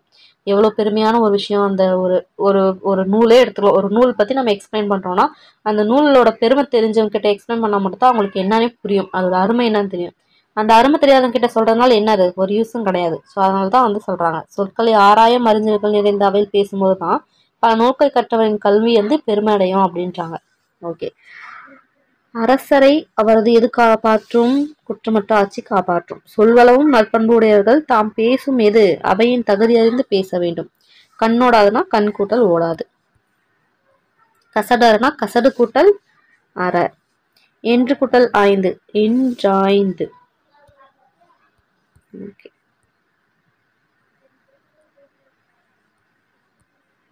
ஓகே அவ்வளோதான். ஸோ இயல் 5 வந்து சக்ஸஸ்ஃபுல்லாக முடிச்சாச்சு. அடுத்து பார்த்தோம்னா இயல் 6 அதில் வந்து மீட் பண்ணுறேன். ஸோ இயல் 5 பார்த்தோன்னா ரொம்பவே முக்கியமான ஒரு பார்ட் தான் நான் சொல்லுவேன். அதுவும் அந்த இசைக்கருவிகள் பற்றின ஒரு லெசன் இருக்குது பார்த்தீங்களா, அதில் நிறைய இன்ஃபர்மேஷன் இருக்கும். பட் வந்து இப்போ நார்மலாக ஒரு இசைக்கருவினா என்னென்ன எதுன்னு சொல்லிட்டு நமக்கு நார்மலாக பேசிக்க தெரிஞ்ச விஷயம் தானே.